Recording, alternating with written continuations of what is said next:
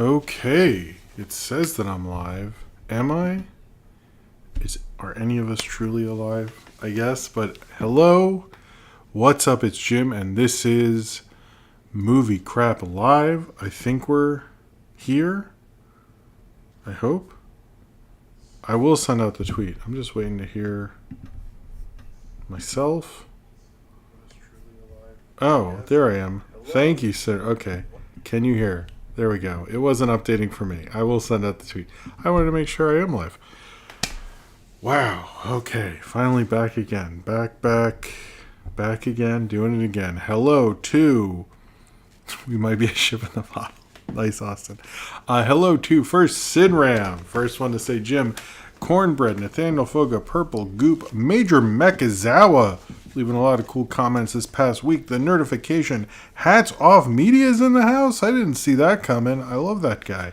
There's some good fucking shit on that channel. TuneJ723, Zodberg, and Nathaniel Foga for recognizing Hats Off is here. I like that. All right, let's just switch. Let us switch over to let's do the fade. Hello. And welcome to Movie Crap Live. How's it going?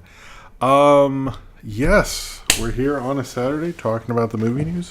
I was really hoping that I was going to be like, this is the strike is over show. I'm going to shoot off fireworks. I don't know. It's not. Whatever. A bunch of cool... Oh, yeah, a guy named Crystal's here.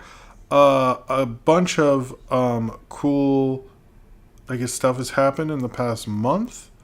I guess I should talk about that. And then we'll go on to the show. This is just sort of my regular update part. Then we'll do all that. I had my birthday, which was a lot of fun. That's where I got this shirt, which is from Nighthawk, which is I think, no shade to Alamo, but all the shade, I think does the better job at doing the food in movies thing. They are also the ones who got alcohol legally allowed to be served in a theater, so they sort of deserve all of it for that.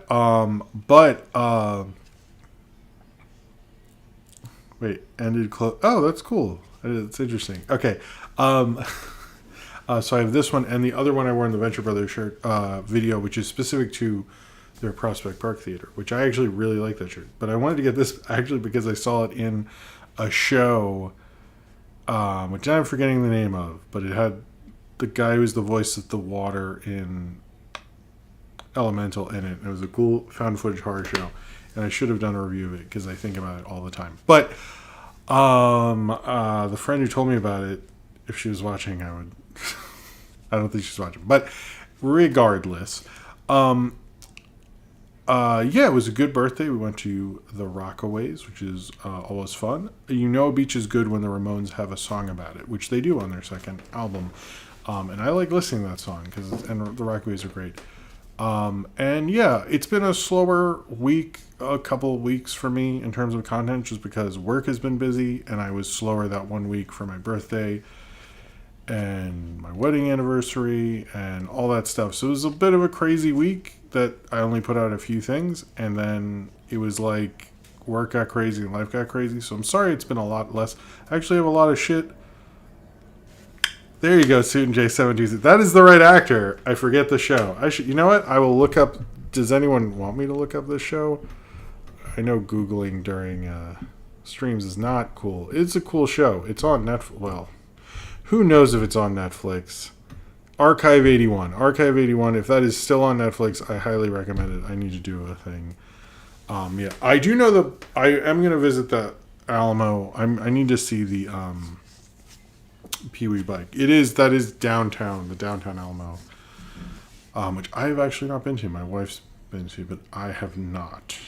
I've been outside it, and I put up stickers, but I was like, how do you get to this thing? It's in a mall. I need to do that at some point. It's been a little slower in terms of stuff because,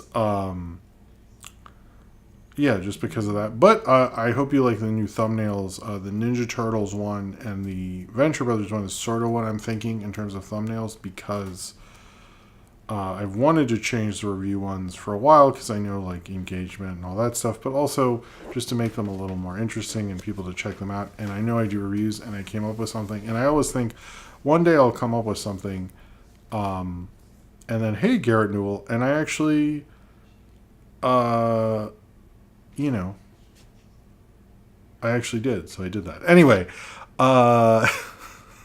2J723 has the first super chat of the night, so I'll reveal the. Hold on, I need my actual monitor. Sorry. This is the energy drink of the night. It's called Ghost. I got cherry limeade. I've never tried the Ghost thing. It says it has natural caffeine. Don't know what the fuck that means. Medela Butterfly's here. You know what? Okay, so before I answer this, dude, the Alamo Theater, I'm not making this up, this is not me being funny. The Alamo Theater that has Pee-wee's Bike in it is in the basement of that mall, to my understanding. So I've not been there. I will confirm this. You know what? I will take a trip just to see Pee-wee's Bike. So, because I have Regal Unlimited, so I don't actually go to non-Regals because I try to keep the cost low, all this stuff. But anyway, let's try this. Tune J723, and then I will answer your question. There's a nice texture to the can, I'll say that. Never had this Ghost stuff, but I thought this is one I've been thinking about for this.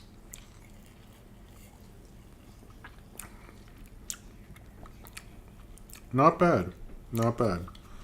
Ghost. Spilled some on me. I don't like that. Alright. Apologies. Alright, Tune J723. If you could have two famous people over for dinner, one living, one dead, what would you eat? Oh, I like that. Tacos. Tacos is always good, bro. Tacos is always good. Yeah, I would say tacos. Because it's like a good communal thing, but like tacos where you make them. Like where you make the tacos, you know? Not just like, we're not just ordering tacos. I mean, if things get fucked up, sure. But like, I would say tacos. Brings people together, I think. Especially, my wife makes good tacos, so I think I would ask her, hey, we're having a dead person over and a living person, and they're both famous. So, like, I think you can make tacos. I think you make the exception. I would help, or just watch the kids or something, but still. Anyway, other stuff. I've been making great strides with the cartoon and kind of with the great ideas on how to put the cartoon out there. The problem is just things have been busy and to keep content with the channel. I think it'll come out in the fall. I don't want to promise anything. Hello, Fort XE. I'm going to just do this. That'll be the first topic. Don't worry. But yeah, it's going to be cool for the cartoon. I think it'll be interesting. But there will be kind of like the initial launch where you'll get a hello Embla, where you'll get a kind of a couple film rod video things in a row. But I'm kind of like taking my time with them and figuring things out, and I'm sort of trying to figure out different ways to get that shit out there. So don't think I forgot or anything or gave up. It's more that I'm figuring out what to do, I guess. Was I supposed to say the two people? Because living, okay, I'll give you the two people, because I feel like now that he said, why is everyone saying yay, yo, too? I'm confused about that. But hello to Zane Powers. I don't know if I said hello to Zane Powers, so I'm going to say hello to Zane Powers. And yeah, was I supposed to say them? I feel like, okay, I will say, I actually like Paul Walter Hauser. I would say that. And I would probably go with Pauline Kael, or I might go with Kubrick. Yeah, let's go with that. Anyway, is there anything else? Oh, okay. Well, yeah, I think you want me to get to the story. So we'll talk about, hello, Ramsey the artist. We're getting a lot of interesting new people here today. This is cool. All right, let's just get into the show. You don't want me to... What's the topic right now? Randomness of my life. Anyway, just know if you don't see stuff from me, or even why this was a little late, it's usually just because life got a little too crazy, and it just happens. But I feel like I do make strides. We all make strides every day. Anyway, I'm sure this is just me rambling about how it's hard sometimes. Hello, Optimus Rimjob. How's it going? But now I will do the plugs, and I have some good plugs tonight. All right. So this and everything I do, and this is fucking true, is supported by you, the fans. You help me basically like have a computer, have a mic, put stickers out where I'm assuming some of you in the chat came from actually, around New York City. Make flyers that I also put around New York City. Promote the channel. Like you literally, I know people say you help the channel grow. I can show you much evidence of you literally doing that if you pledge to the Patreon, or you give a super chat during the show and they'll drink this delicious cherry limeade ghost thing, which I definitely will do if you do a super chat. But it helps me grow. It helps me think. Hello, Emperor Wormroom. I saw one of your stickers in real life. Awesome, Emperor Wormteeth. Emperor Wormteeth. That is a cool fucking name. If you have, by the way, seen a sticker in real life and you want to take a picture, I will always retweet, reshare.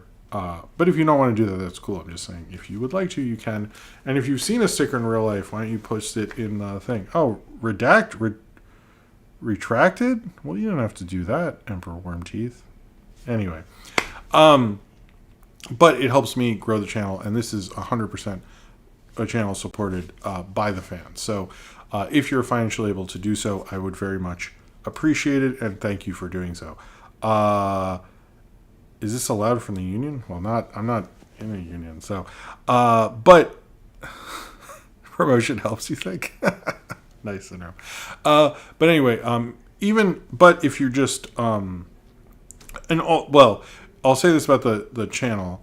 If you're watching, and I have something to say about the Patreon also, by the way, if you're just watching and just liking, or if you're not subscribing, or just watching, thank you for watching. If that's all you can do, I really appreciate it. The other thing, so the Patreon, a couple things coming up for that, just to help you, tell you about it. You get all sorts of, you get more voting power in the movie review vote.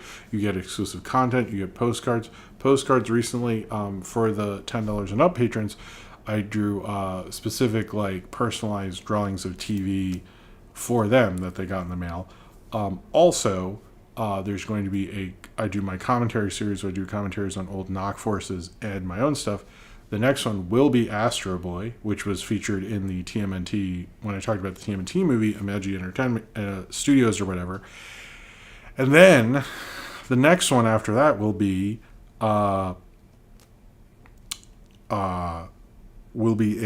guess the most controversial Knock Force quickie of all. I will not say what it is, but if you look at the commentary series and think of the episode, you know it's there. It's been, I guess, the one that I don't want to, I guess, let's ride with a stranger. So if you want to hear me do and go over the whole thing and why it's not on the YouTube channel of Knock Force anymore, you do have to be a patron. All you have to do is, $1 a month or more, and you can hear that. And that will be up in the next couple of weeks. So I just wanted to put that out there. That's all. Anyway, but it's a cool thing. It all helps, and I really, really do appreciate all your support, and even if you're watching and liking, and all your super chats during the show. I really appreciate it. But also, if you're watching this and you like the community during the show, I do have a Discord, which is run really well by Austin and Zane Powers. That is linked below. It has all sorts of stuff like licensed trading cards channel, licensed playing card channel where I show the playing cards I'm always playing with here, which I have Spirited Away ones. I did a picture of those. There's General. They do exclusive they do exclusive movie nights each fucking week, which they do a fun with. I do need to stop by with that. I really don't have very much free time at all, so I don't know when I will do that, but I would like to do that at some point. However, they do a lot of fun, so if you're like, I like the vibe here, I want to hang out with these people, it is open 24 hours a day. You can ask, there's an Ask Jim section. I answer all of them. I get around to answering all of them. I'll probably answer the rest of them tonight, I hope.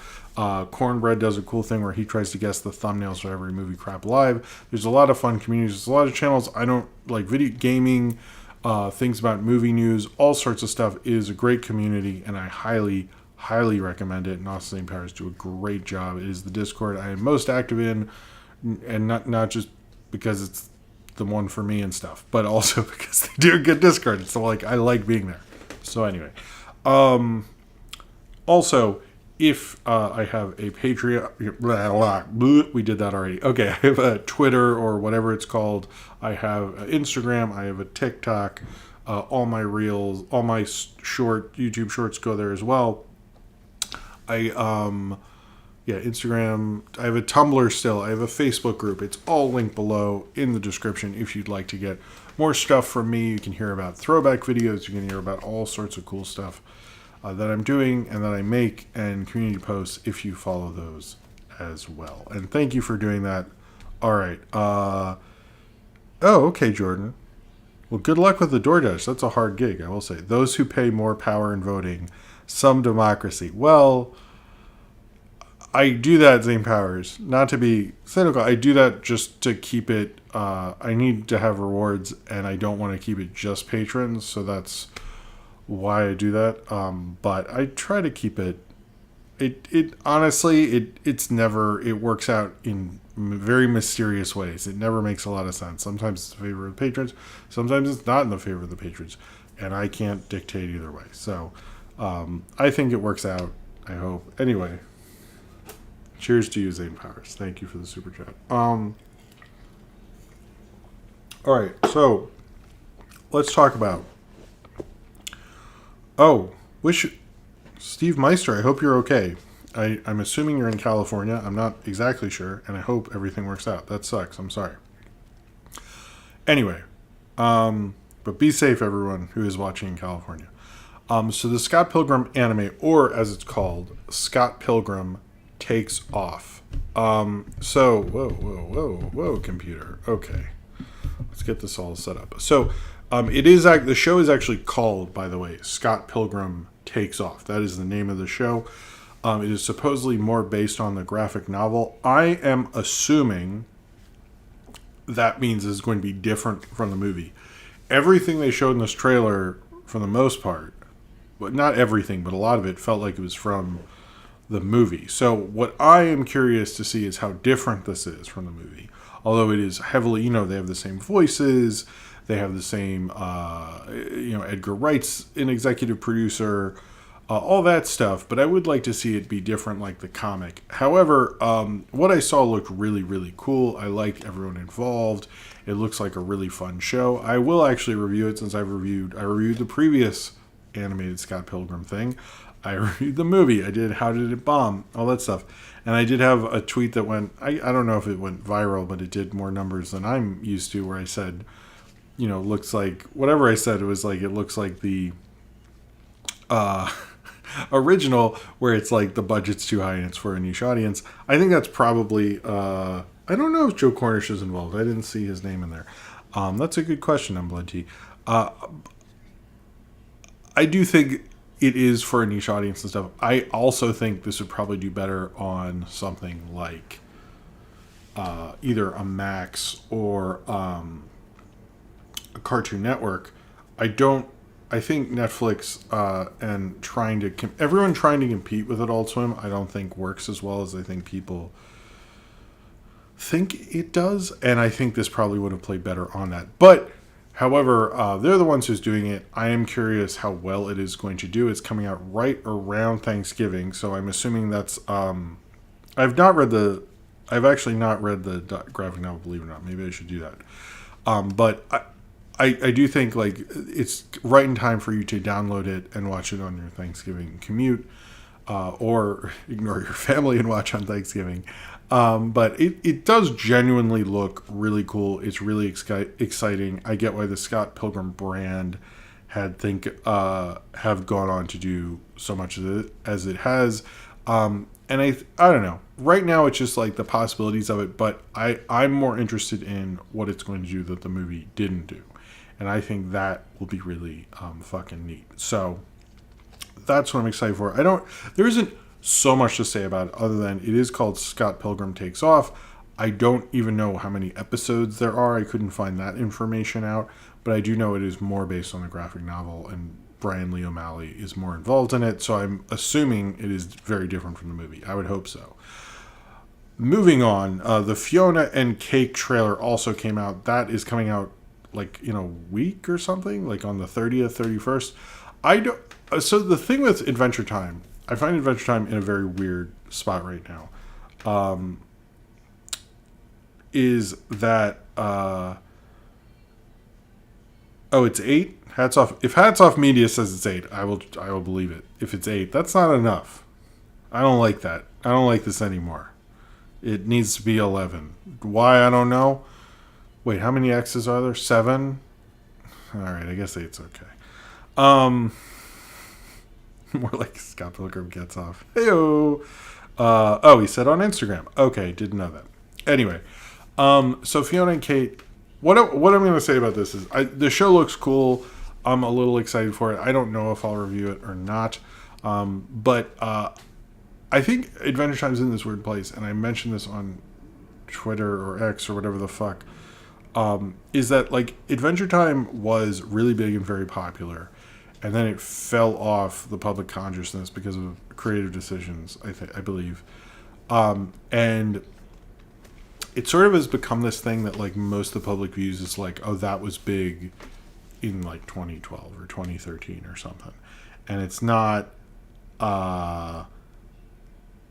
big anymore, and da-da-da. And I kind of think my thing with this brand, I'll call it the brand of Adventure Time, is I sort of think they should have let it alone for a little bit, because I just don't see the public as into it. Like when I bring up like, oh, I want to show my kids Adventure Time at some point, people are always like, oh, really though? Like it's like the only thing, like it's like that's not cool. Regular show for whatever reason gets to be cool forever, but if for some reason, like whenever I wear a regular show shirt, I always get someone go, oh, or like, I love watching that show with my kid, or I love watching that show, all that stuff. But for whatever reason,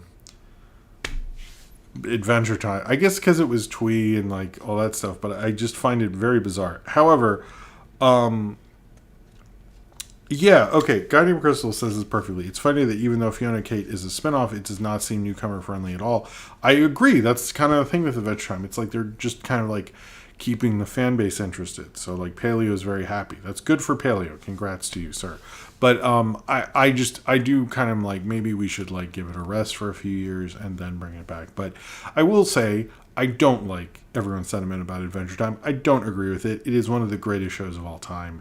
And if not one of the greatest animated shows of all time, and it was one of the best shows of the 2010s, and it was better than Game of Thrones. And all of that's like a thing I'm always like, I do not understand when people are freaking over like Game of Thrones. Adventure Time was like weird and experimental and interesting and all these things. Like, what was wrong with everyone? But I will probably watch it. I do think like we're kind of just like messing around with the brand right now. It sort of reminds me of Star Wars in the in-between years. They're like, what if we do this weird ass thing? What if we do that? What if we do this? And you're like, I mean, I guess, man, but like, what are we doing with it? You know, I think, that is, that's an issue with that. But as a show, it looks good. I'm just pointing out that's the way it is. So now, this was not probably promoted, I guess, but I'm pretty sure a lot of you guys like the Tron stuff. Tron Ares, the director, has, and we will talk about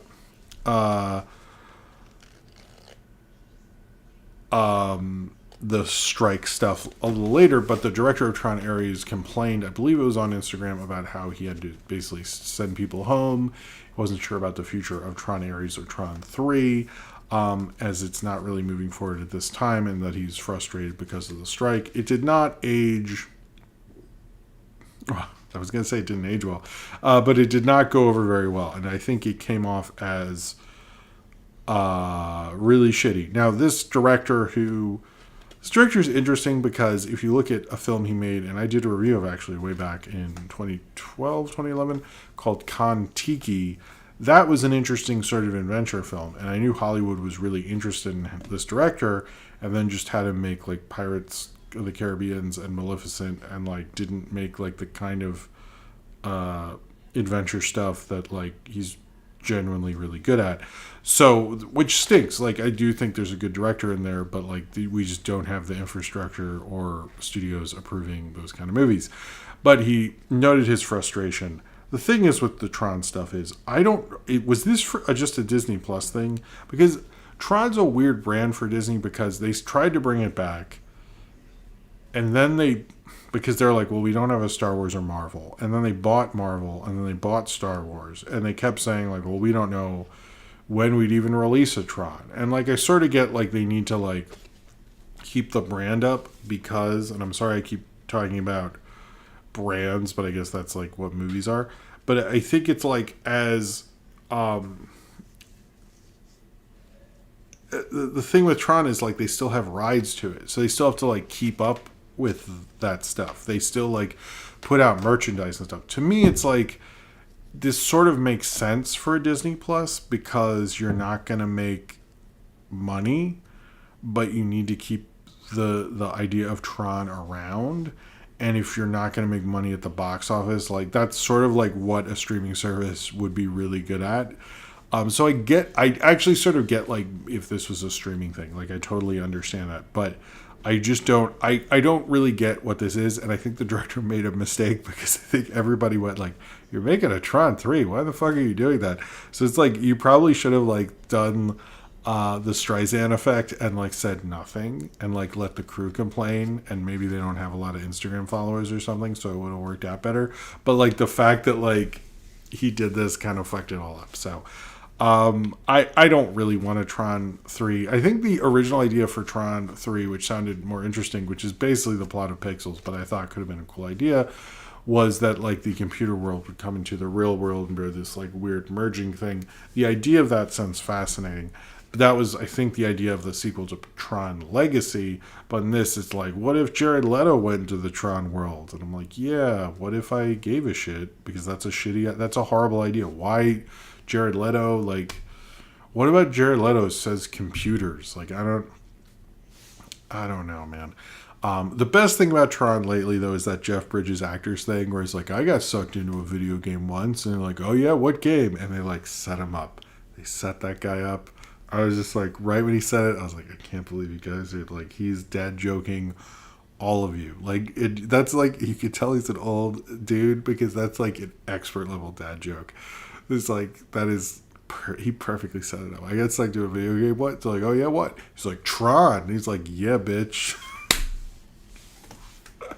The dude owned them. I like that, like, they're all trying to be serious and stuff, and he's just like, I'm going to do a Tron joke. I'm not winning no fucking Emmy Awards. Who cares? Jeff Bridges rule. And is that, wait, isn't that for the Emmys that, like, just got delayed till November? Oh, man. That liar about taking 30 seconds to Mars. Yes. Thank you, Austin. It takes way longer than 30 seconds to get to Mars. Cheers to you. All right. Moving on from that. So we have two Barbie stories. I'm just doing them all together in this one Barbie thing. In this Barbie world. So Margot Robbie apparently over between her salary and her bonuses she's getting and percentages, which I'm sure Hollywood will definitely pay because they're really good at accounting and paying people. That's, I think, what Hollywood is known for. But apparently Margot Robbie will make at least $50 million from Barbie in total. I would say she deserves this because she produced it. She's the one who got Greta Gerwig. She's the one who believed in it. She deserves $50 million. She's basically the one who brought this together and made it happen. Greta Gerwig should, get money too and stuff. But, like, I think it's really cool, but it's also like she was kind of the mastermind behind it. So it is a lot of money, but it's also like it made $1 billion. I don't really mind when like actors whose faces are everywhere and probably need to pay for security for their entire lives get like a amount of cash because it's like they have to make a moat around their house like that. I don't know how much moats cost, but they don't sound cheap to me. So that's fine, especially like if it's her thing, it's fine. But The one thing, okay, so I was a little dramatic in the description, but if you just say, like, Barbie's going to digital, people are confused, or people are like, Barbie's going to streaming. Let me clear all this up. Barbie is going to digital or on demand, basically. So you can go to Amazon, you can buy Barbie digitally, or you can rent it. And that will happen on September 5th, which is pretty soon, especially because, and I actually wanted to check this hold on.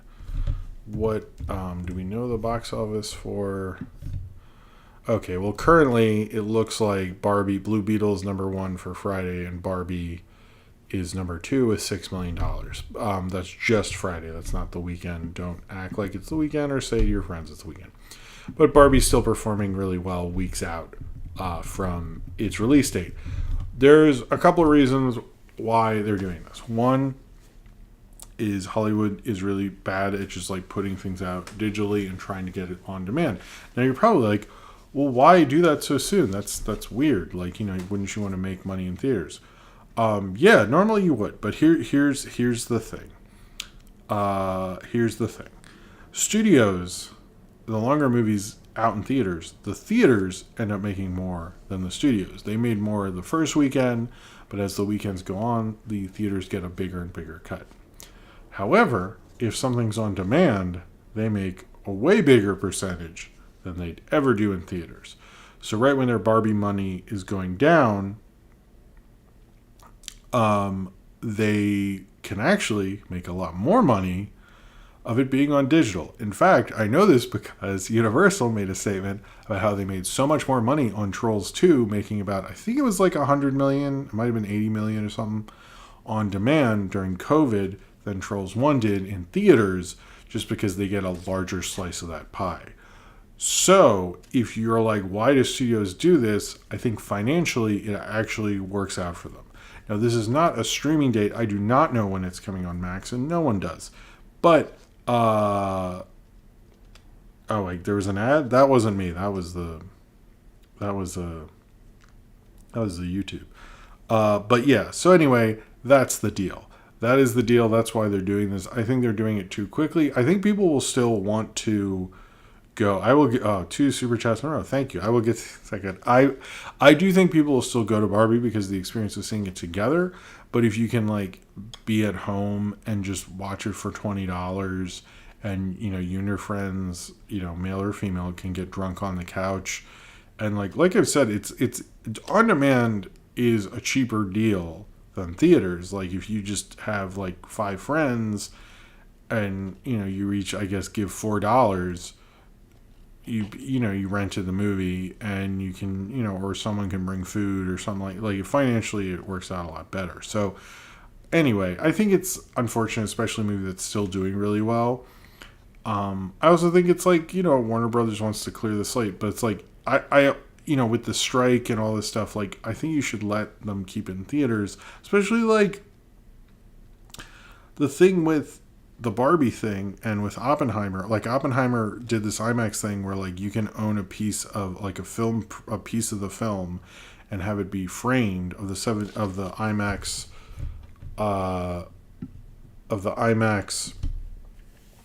print of Oppenheimer, and they sold out. And it's like people are still wanting to see these movies. I just think it was a really dumb idea that's just for how shitty Warner's is as a company, because they know they can make more money doing digital, and they're just like going towards it, and they don't give a shit. That's my own personal interpretation. I don't know. But let's get to these 2 super chats.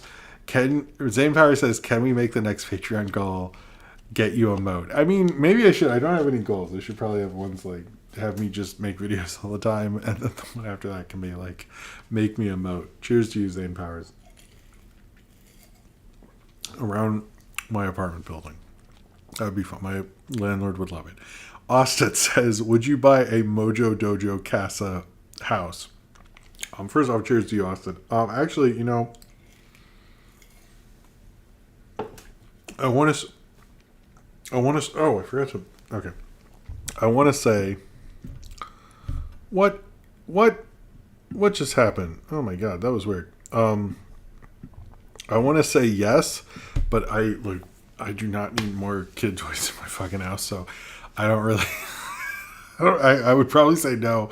So those things take up a lot of room. Kids have like too many toys nowadays. But anyway, I probably wouldn't, to be honest. But I kind of want to say I would. I forgot to bring this up, and there's going to be a short thing about this. So if you notice, okay. Are you Jim Porton? I like that. That's funny. I think I'm Ken enough. I don't know. Hold on. Let me get. Where are we? Okay. So you see this guy. It's Alf. Okay. So for my birthday, Ryan got me this, right? But he got me a ton of. Oh, I also have another thing for my birthday. I will show it off. Well, this is a quick break before we get to the Blindside, actually. He got me an Alf hat, an Alf shirt, an Alf Chia pet, an Alf Blu-ray, and like so much Alf stuff. There's literally a short of me just showing off all this Alf stuff. I do not know what Ryan was thinking. My wife was like, "Why did you get all? What is with this Alf thing? He hates cats, and we have cats." So, thank you. There's an Alf plush. There's an Alf. So much Alf stuff I have because of Ryan. So you'll see that short I think will come out next week, just showing off all the Alf stuff. So yeah, Salty DK Dan will stay away. But this is the other thing I got. I went to Rockaways. I like this thing. Hold on. Watch this. Okay. All right. If you're just listening to this headphones in the other room, that was totally worth that dumb shark thing. Anyway, because I like, yeah. Apparently, so I'm sorry about the ads. The only ad I might play an ad when I like take my break, but the other ads I don't put up. That's just a YouTube thing. So apologies for that. Oh, I do have an Alf Pog. Where is it? It was up here. Is it in here? He got me an Alf Pog too, and now I don't know. Is it like? Hold on. Where did the Alf Pog go? Oh, here it is. Yeah, that was another thing. Hold on. Here's the Alf Pog. Yep, it's an Alf Pog. Just. Well, that was almost got assaulted by. I'll clean that up later. All right. Anyway, he got me a bunch of Alf stuff. So, I will show that off later, but it was just funny. Like, they just kept coming. I was like, Ryan, like, what the fuck? What is all this stuff? I wish Ryan was here today. Anyway, let's, it's just funny. I need to send him something. Maybe I should just keep sending him Alf stuff, too. Probably not. Anyway. All right, so the Blindside. If you know, I think I talked about this on. I think I talked about this on Pizza Party. I have a noted dislike for the movie The Blindside. It's not a good movie. It is 100% racist. The structure of it is just bad. I like not just like hate this movie. Like, I used to, like, if it was on USA, I would just watch it and, like, I would hate the structure. I would hate, like, it's just, like, there's nothing good about this movie. Like, and I've long wanted to do a review of it, but the problem is like, almost everyone who knows me is like, don't. Because, first off, it would be, like, an hour long, and it would just be me of, like, just ripping. It would go from, like, an actual review from me just, like, going into, like, minute details that just annoy me. Like, I just like there's no movie I hate more than The Blindside. It's just like because my parents were like super into it and they'd like recommend it to people in front of me, and I was like, no, that movie is racist. Like, I was like not having it. Like, I was not chill about it. But you know what? I'm not wrong, because every friend I knew who was like a serious film person who ended up like having to see it, like, hated it. Like, it was like almost all of them. Do not put that in the Patreon. I will reject it. One day I'll do it. But I'm gonna say this was it's just a movie I like. Anyway, I will say all the really serious film, like Matt Berry and like all the people who know like silent film, they all ended up seeing it and they were like, no, I agree with you. Which is like funny because most of the time I'll go about a modern movie They're like, half of them don't even know who Chewbacca is. Like they're like super film dork people, and like they were like, no, this, you're right, that movie is really racist. So I've always hated this movie. I think it's really bad. I have no chill about it. Don't bring it up in front of me. I will. It just. But seriously, even as soon as like a couple of years ago, I was like, maybe I should do The Blind Side, and someone was like, don't do The Blind Side. But I will. I will probably. At some point, maybe I should. This lawsuit sounds a little messy, but I have a couple things to say about it. Basically, Michael Orr, what's worse, that or New Mutants? Okay, before we get into this, I'll answer. Cheers to you. I don't hate New Mutants, by the way. I hate what they did to the Demon Bear story. There's good things about New Mutants. There's nothing good about The Blind Side. So there you go. Cheers to you, Nathaniel. I did go off on it, but that's because of the storyline I really love. Anyway, so Michael Orr, who is the guy, the black man who is the football player character in The Blind Side, and it was based on his real life, to get into this college because I think it's the Toohey family are really into this college called Ole Miss, I guess. And it's like in the movie, and in real life, they're major donors to Ole Miss. They like love this stupid school. I don't know anything about colleges. Some people are like, oh, that's a good college. I have no clue what the deals with this school. I'm not trying to shit on this. I really don't know anything about that stupid school, but they like really love it. And even in the movie, they're like majorly pushing him to go to this school. And what happened is they say that because they had a legacy, or they gave a lot of money to the stupid school, he had to be a part of their family to get this like really stupid rich person privilege thing. And because he was 18, you can't adopt someone who's over 18. So they made a conservatorship. And they sort of just never took that away after he got into Ole Miss, which they clearly could have done. They could have said, let's just end this after college. But basically what a conservatorship does is, remember the Britney thing, is he can't sign contracts. They can actually make money from him. They can go into his bank account, things like that. To my understanding, they have not done that. But it's super weird that they did that way, and it makes like no sense why the school's like, I mean, I don't care, this is a dumb made up rich person thing, why do legal rules matter in this case? But sure. And that whole situation is strange. It is really strange, and I don't understand why that was a problem, because they basically took in this kid, understood he was good at football, and immediately were like, oh, he's going to go to this school that we absolutely love. I guess they met there. I don't know. But it's like, that was a weird part of the movie and the whole story. Like, they're like, oh, but he's going to go to Ole Miss. And we let other recruiters come around and, like, you know, we're taking it seriously. But it's, like, such a farce. Like, they didn't do that. Anyway, Austin says, the teacher made us watch both Crash and Blindside. That is a horrible double feature on a rainy day, I'm assuming. Why, by the way, why don't teachers play Do the Right Thing? That is like an amazing movie about race and consequences and talking about civil rights and like is doing the right thing the right thing. It's like, so anyway, they just should fucking do the right thing. Anyway, cheers to you, Austin. I'm not mad at you. I'm mad at your teacher. Cheers to you. Do the Right Thing is a classic. The Blind Side. But the whole Ole Miss thing. See, I remember it because I complained about it a lot.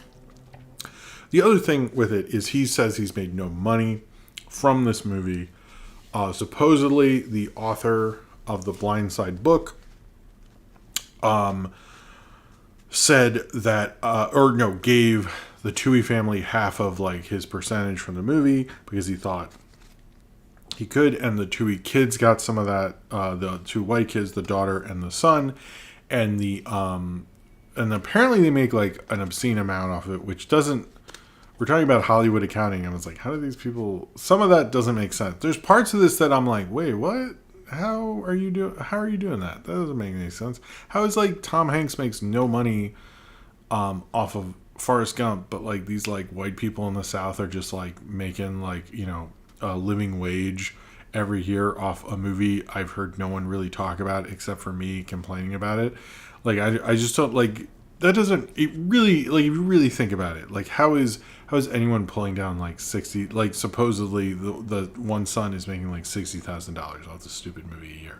Like that's one people said that doesn't really make a lot of sense.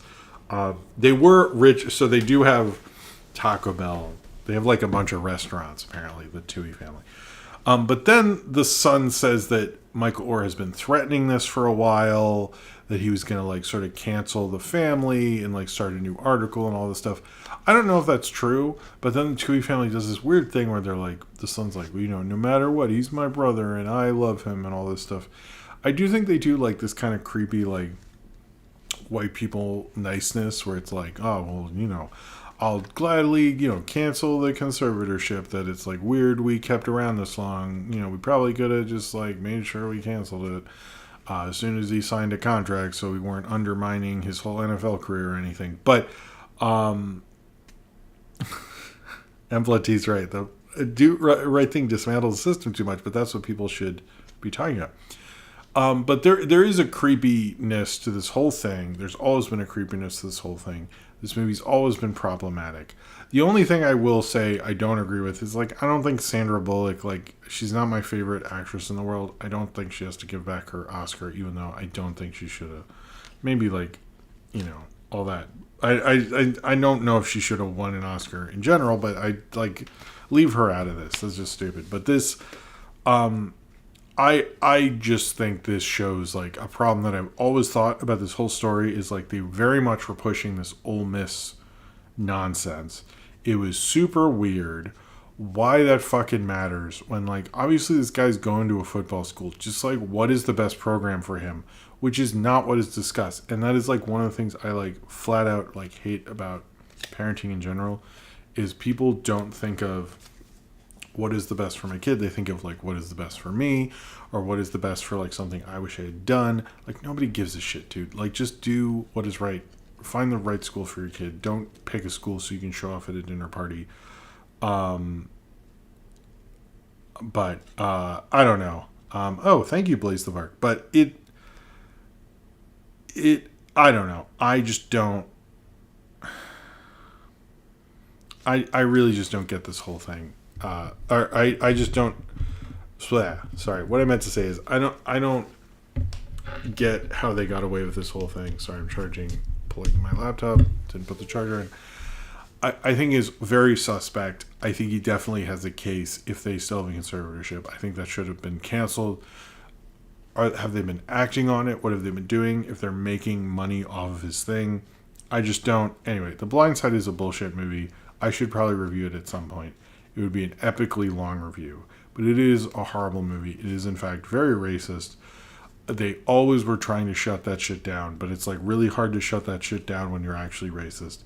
And I don't like any of it. So I hope they are sort of found out and brought to justice if that is what's going on. There's a lot of like weird shadiness with it, which I'm a little confused about that. I will say I generally believe Michael Orr, and I do think he was made out to be a fool because of this movie. And I think him reclaiming his intelligence and his and everything he worked for, I think he deserves that 100%, because he has often commented on how it like made him look stupid, and he doesn't deserve that. And I think one other thing about The Blind Side that I always thought was weird is like they bring up her whole scene where she's like, this is how you coach. That coach, like, I'm not a sports person, but that coach went on to be like a pretty big coach, and it's like not like a dumb high school coach or something. He was like a coach that like him and Michael Orr became bigger from each other.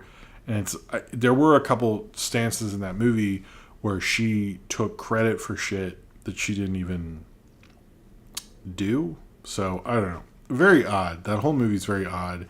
And everyone was like okay with it.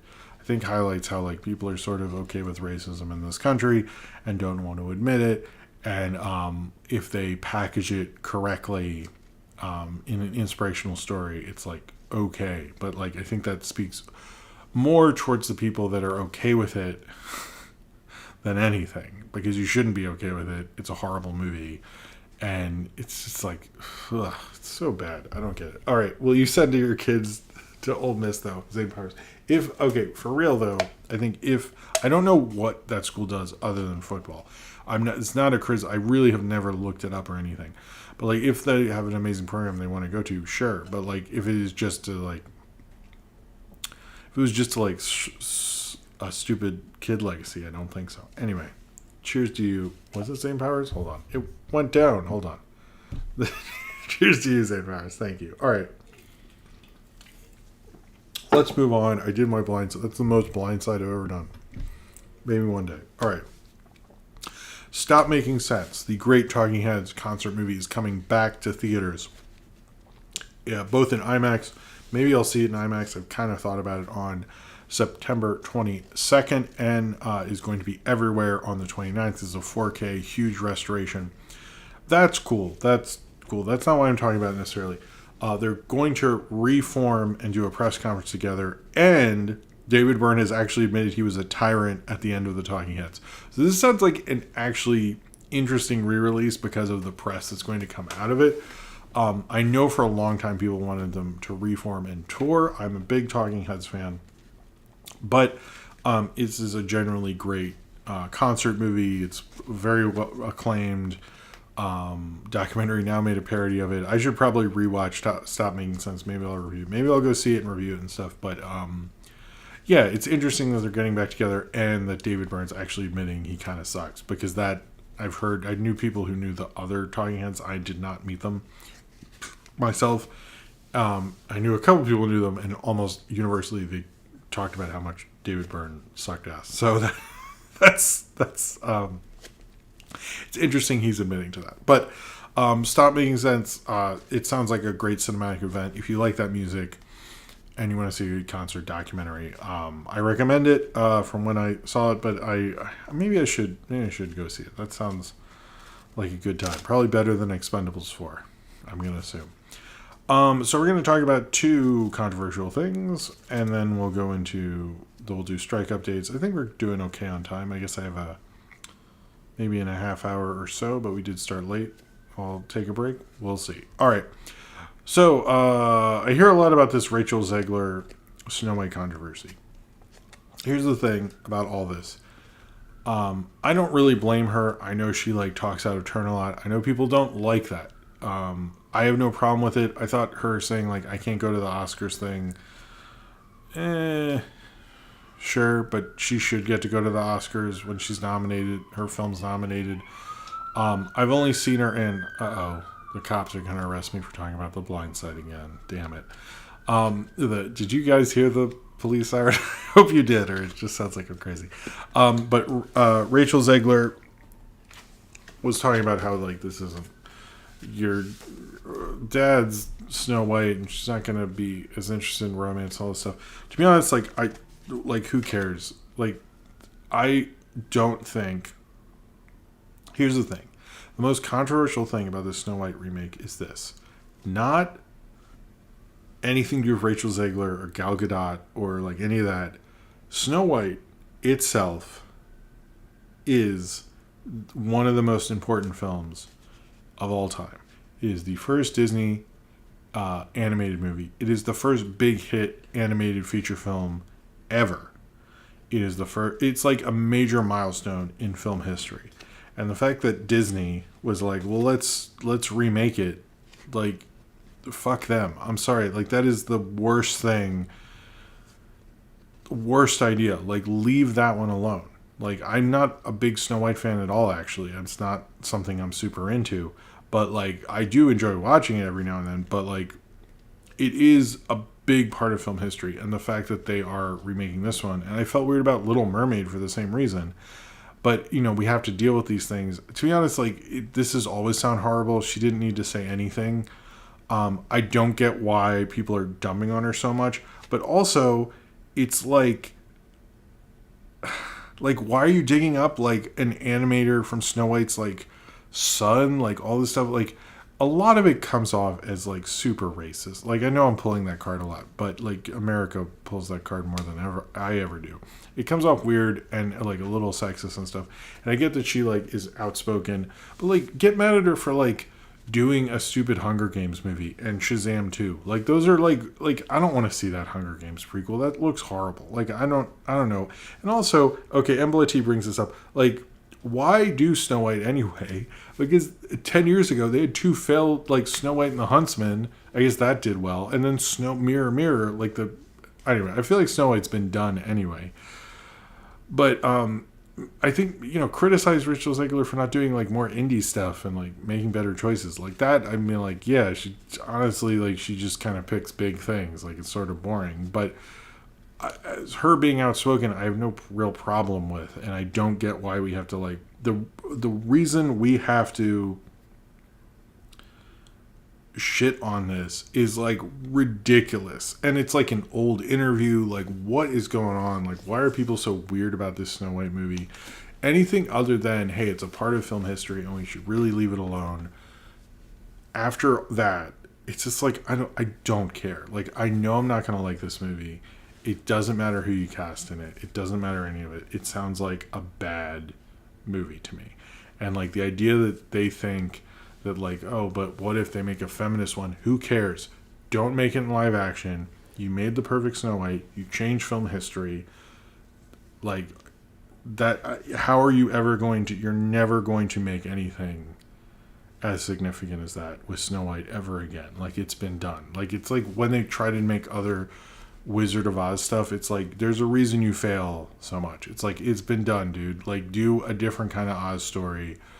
Like, there's a reason for most people, if you say Oz movies, it's just Wizard of Oz and Return to Oz and a bunch of losers. And like, it's just going to be the same thing with Snow White.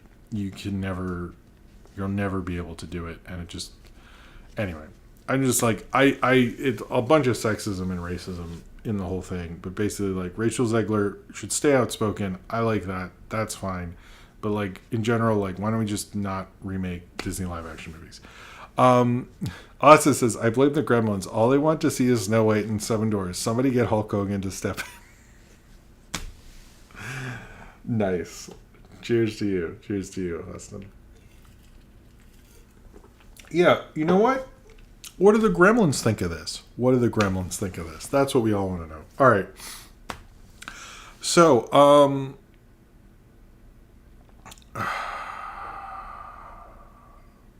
Movie Talk, which is movie stuff on TikTok. There was a New York Times piece. All the movie people are talking about it, so I'm going to talk about it. The thing with this article, which I did read, is there's a couple of things I think about it, and I think the problem with making movie reviews and movie content and stuff like that is oftentimes, if you're not doing reviews, and there are many different kinds of content you can make about movies. Like, that is 100% true. Like, what I make I don't really do reviews on TikTok because it doesn't work in that format, to be honest. Most of what these people who they're writing about don't really do reviews. But that doesn't mean the content they're making about movies isn't valid. I do think there's all sorts of different kinds of content you can make that aren't just reviews about movies and TV and stuff, like fact videos, like, weird theories, like stuff like that. And that doesn't make it not valid or that creator less interesting or something like that. But at the same time, the New York Times in this piece basically wrote this crazy paragraph about, like, when you think about it, you think about Pauline Kael and Cahiers du Cinema with Truffaut and Godard, and this is sort of like the same thing. First off, I don't really see that because I think a part of this is the mainstream media has this thing about like stopping critics, and they never did a thing of like, hey, there's a lot of movie critics on YouTube, or Dom Griffith on his podcast mentioned they didn't do a thing about like, hey, Ain't It Cool News is coming and stuff like that. And a lot of this is the movie talk people are attractive, can be bought fairly easily, and manipulated, and so the media seems to like them a lot more. And I like, hey, I get that. mainstream media. You don't want a bunch of critics, talking about how, the Blindside's racist on their stream and stuff. And like, that's not attractive to advertisers and, all that stuff. But I do think these people are not the new film critics. The new film critics are people the New York Times didn't cover. And the New York Times, to be honest, doesn't really have that much great criticism in terms of film. They have, I think they have one critic, Malagla Davis or something. I forget how to even say her name. But at the same time, they just don't, they haven't had a major good. A.O. Scott just left. Vincent Canby, I think, was probably the greatest critic to write for the New York Times, film-wise. What is her name? And she's won a couple of... hold on. She won the Pulitzer... No, she won... Was it the Pulitzer Prize, sir, for criticism?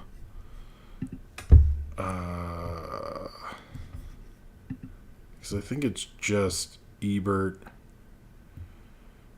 What's her name? Hold on.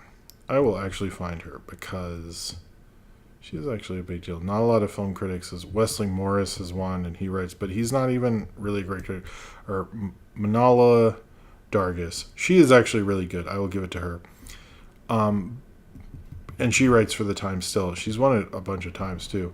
But I think, she's won it 3 times. But I think the thing with the Times is they're not, other than her, I'll give it to her, they're not known for great criticism. They don't, and even when they let these people write, I can never get into the reviews because they cut them off before, as soon as you're getting into it. I feel like the reviews just end. And the Times clearly had a point to be like, oh, these are the new critics. And it feels to me like the mainstream media, like there was a movie talk person at the Oscars.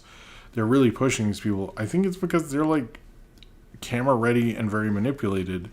But at the same time, I think some of them are just like, I make fact videos or I tell people, hey, here's a movie I'm into. And then they like make a bunch of other stuff. And the New York Times is like, this is how film criticism is. While the rest of us on like YouTube and Letterboxd and all this stuff are actually doing interesting work. So I find what the New York Times to do being with this article, they really had a perspective and they ran with it, but they really don't know what's going on in film criticism. And I think they should shut the fuck up if they're gonna, push this on people. I think there's a lot of different ways you can do content about movies. I think a lot of these people, when I check them out, are mainly just, they don't really have a deep knowledge of film. I think that's a criticism I've heard a lot, and I think that kind of makes them sort of boring. And it's like, I don't need to see like Pixar movies that hint at other Pixar movies. I'm like, yeah, it's fun when I find out later, but like a lot of it is like fact videos I don't really like. I get that I make that kind of stuff as well, but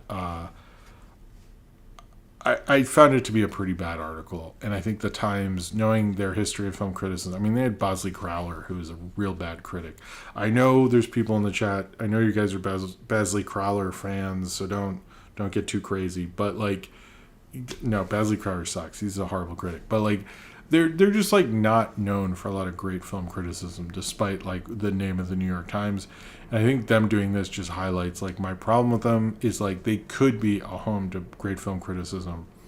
It's like Wesley Morris is like a critic who I feel like just doesn't write a lot and doesn't have great pieces very often, and they're like all about that guy, and like I don't know, it just feels to me like they're very much like they think they're great because they're great, and they don't think they're great because they make actual good criticism all the time. And there's so many people doing that, and the fact that they're like, but movie talk though, and I'm like, no, you can't, you're not changing the topic. Anyway, I think like movie talk's fine. I think the New York Times piece was a little stupid and presumptive, and there are a lot of people who are like, they're not trying to be film critics and saying film critics are out of it, and all the, and like, people don't listen to film critics. First off, like before Rotten Tomatoes, I was into film criticism in the 90s.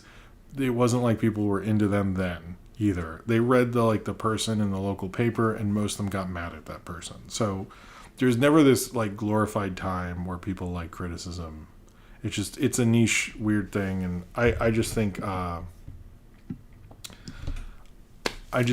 think it was more to be like, oh look, we're embracing the new people, more so than like actually thinking about what they were doing. It was like a lot of New York Times stuff I find very rushed and poorly researched, and like bringing in Kale with those people is just like not.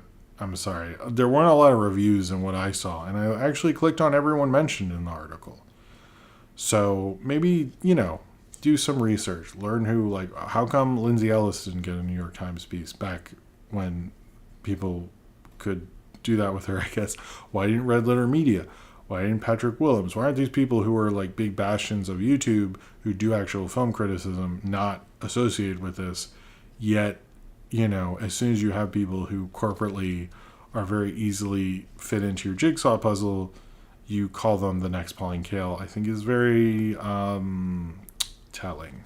Zane Power says, do an impression of a TikTok reviewing The Blindside. But guys, people see these movies. Anyway, cheers to you, Zane Powers. I'm not going to do it. I guess people say, they do that thing where they cut every minute. I know I'm guilty of that in my reviews, but it's like, people say The Blind Side is racist. Hold on, cut. But if you think about it, it's not, because montage. Anyway, that's my TikTok. All right. Is Jade Sherman a good critic? TuneJ723. I would say, first off, cheers to you, TuneJ723. Yes and no, because I do think he's probably a good critic, but I do think overly hating big box office is it's kind of lame. Like it's lame as like just loving all of big box office. So I think he's an okay critic. But cheers to you. All right. Sorry, I went on that long movie talk thing. I was just wanted to talk about it. Okay. So, the WGA, let's talk about what's going on there, because there actually has been stuff going on. Yeah, he hates ghost catchers. Thank you, sorry. There is stuff going on with the strike, and there has been actual developments. Now, not an actual end of the strike, which still feels far away. It depends on who you ask. I've talked to people who are like, I feel like this is going to go on and on and on. There are other people who think it is going to end by Labor Day. There's some people who think it can end by October. It depends on who you ask. But before I go far into it, Lucas Anderson says, I saw The Blindside when I subbed for another high school teacher and was told to put it on. God, it was le cringe. Le cringe. I like that. Hello, Lucas Anderson. Cheers to you. I mean, at least you got paid to watch it.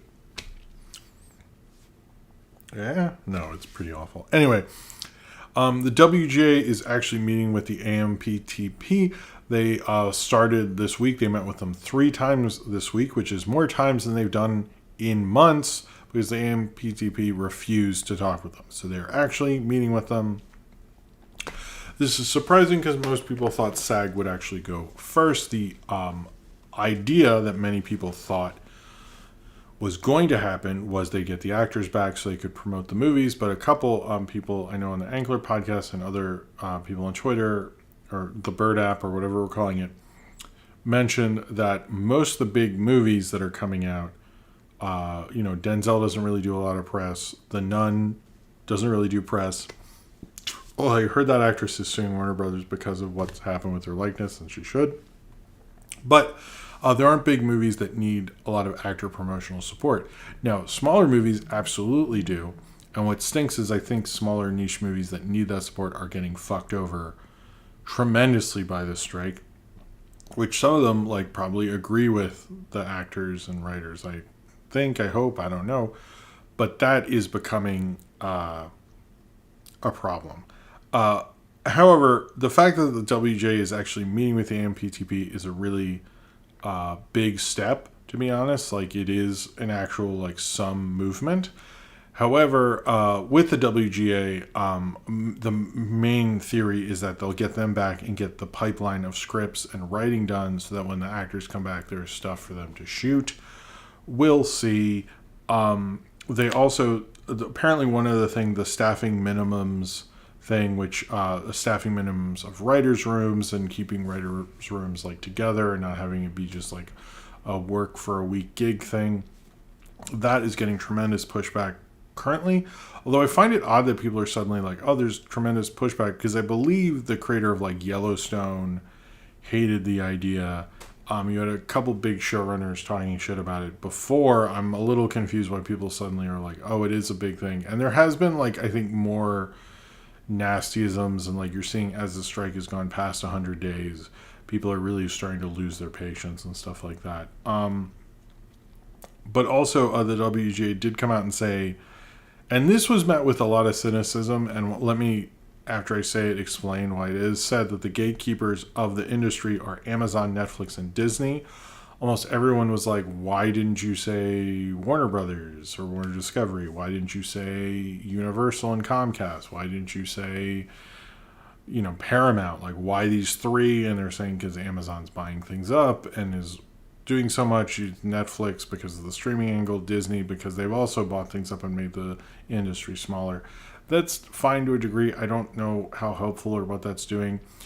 But the thing is, like, the Federal Trade Commission is actually starting to closely watch the strike, which is not good for the film industry, as well, especially the executives. Like, I think the one thing that's utterly bizarre about this whole thing is, like, Wall Street has pretty much come out and been like, we don't understand why you haven't made a deal yet. Like, why this is taking so long. Like, not at the writers and actors, but at the producers and the people who are running the studios. Like, why is that taking so long? And I think that is going to hurt the executives. Like, I could see a major executive turnaround because they're like, what? You are not in the best interest of money at this point. Like, the fact that Wall Street is like, what is your deal? Like, that they would have just made a deal already just to get this over with says a lot about the studios. Like, that the Federal Trade Commission is going in and Wall Street doesn't agree with you at this point. So what is going on? Basically, that is everyone's question. Like, you have fucked this up at this point. Like, I really think the studio heads have messed this up to a point where, like, oh, we'll wait till they starve and stuff. And I think it, like, made everyone go, what is wrong with you? Like, what do you think you're doing? And I think if this lasted a week or a month, there wouldn't be this scrutiny. But the fact that, like, we're talking about January right now, and it's still, like, that is not a crazy, like, wackadoo theory. Like, that's a real thing that everyone feels is real right now. It's making, like, if this goes to January, the Federal Trade Commission will step in. Wall Street will majorly criticize it even more because you just, like, fucked this whole thing. And, like, the fact that, like, those are the people who are questioning you at this point shows who is the problem here, and it's the studios. And, like, the fact that they have lost faith in them shows that they are not running that industry correctly. Like, you could say, like, I don't agree with the Federal Trade Commission necessarily, and I don't agree with Wall Street. But the fact that they are going, like, what the fuck is going on? Like, the fact that they are saying that, like, that's not good. Like, that, like, you have fucked up. Like, it's not like they're saying it because, like, oh no, socialism, and you're paying them too well. That's not what's going on. There's, like, financially this doesn't make sense, and even legally this doesn't make sense. Like, what are you doing? Like, that is really, I don't think people are reporting, like, that Wall Street, almost every week, some major Wall Street person is like, why have you not just figured this out? Like, they would just have made a deal. So, like, that is really what's going on here. Is, like, the studios have messed the film industry and the television industry and all of it up to make some shit point, like, just to, like, protect the Netflix top 10, basically. Like, they don't want to reveal the numbers. Just reveal them. You've done so much damage at this point. Just end it. Like, oh my God, like, why is this such a deal? Like, I don't understand. But there's reasons to be optimistic because of the WGA meetings. It seems like they're moving forward a little bit. There has been rumors that they will reveal the numbers to them, that has been going well. I think the AI thing, I've said it before, but like until someone has an actual hit that actually makes money for someone with an AI film or an animation that's not just like, Twitter hype or TikTok hype or something, then like, why are we doing this? Like, it just seems utterly stupid for me. Anyway, that's what's going on with the strike. No movements on SAG. I think both have done a good job of keeping it relevant, having fun things to do. But it is like, I do feel like the difference between the strike, like this movie crap, and a month ago is I think like that was higher up in the show, and now it's like people are losing interest, even talking about it, because it's like, what is the story almost? So, and it's a double strike. Man, they fucked up. In sort of strike-related news, Amazon canceled 2 shows, A League of Their Own and another I don't actually know. A League of Their Own had been given a second season approval, and they walked it back, saying like the pipeline of shows would be messed up, and they didn't want to mess with that. I think the League of Their Own thing is odd. Would you prefer the FTC and Wall Street get involved? Zane Powers. Well, first off, cheers to you, Zane Powers. If they are going to make the industry more sustainable, yes, at this point, I kind of like don't care about the studio heads. If they're going to break things up and make it more interesting, I think so. The other thing, before I get in the League of Their Own thing, and it sort of actually has to do with that, is which I think is going to be a rude awakening, and I'm not trying to be like a doomsayer, and it's not because of the strike. The film industry was about to go through a major change and of tightening belts, of making less stuff. So like when these people get back to work, it's not going to be the same deal. And that was always going to be true. And I do think like because of pipeline issues, you're going to see stuff getting canceled. You're going to see less opportunities. And that really, I mean, maybe the strike made it worse to a degree, but that's because the studios wouldn't make a deal. So I don't know. I kind of actually sort of think they should, if they could actually just like get this done, and make it move on and make it more sense, But, so yes, A League of Their Own was canceled by Netflix, by Amazon. My thing with the League of Their Own show is like I barely knew it was on. I don't think they marketed it very well. I actually walked by a bunch of billboards that are just permanently bought by Amazon for Amazon Prime shows. Never saw it on any of those. I have no clue when this thing came out. So I don't think it was marketed very well. I do think that could be a good show, because the thing with the League of Their Own story and women's baseball is it was a bigger thing. It went on for longer than people realized. So I think you could have done a show out of that longer. Supposedly Sony's going to shop it around, but I think League of Their Own, we'll see. I think it was a shitty move by Amazon, but I think we're going to probably see a few more cancellations because they're not sure when to release things, and they think it'll be too long, and the audience won't be there when the stuff eventually comes out. I've heard it's good. I just haven't watched it. So the Marvel visual effects artists are going to be unionizing. I believe they voted to unionize. I'm curious how that's going to affect things for visual effects of Marvel movies, but about damn time. I'm glad it is happening. I don't have much to say other than that. Okay, what do we have left before I do? Okay. Some things I will get to, some things I will not. Because we are running, I guess we have like 40 minutes left on the show, and I want to do the thing. So, Maestro, the trailer for that came out, is a Bradley Cooper film directed and starring, and maybe written by, about Leonard Bernstein. It looked fine. It looked like a regular biopic, maybe be a little better. But then it became this thing about the nose and how his nose was like way too big, and people were saying he was doing like trying to push his Jewishness and stuff like that. The thing about this is like Steven Spielberg produced this. There were a lot of major Jewish creative people involved. I don't think they would have all let him do this if it was actually offensive. I think that's a little silly. It was a little funny, the nose, but I think people just like jumped on it, but didn't look like who produces. Oh, Steven Spielberg. So they probably had seen the nose before. So that, I don't know.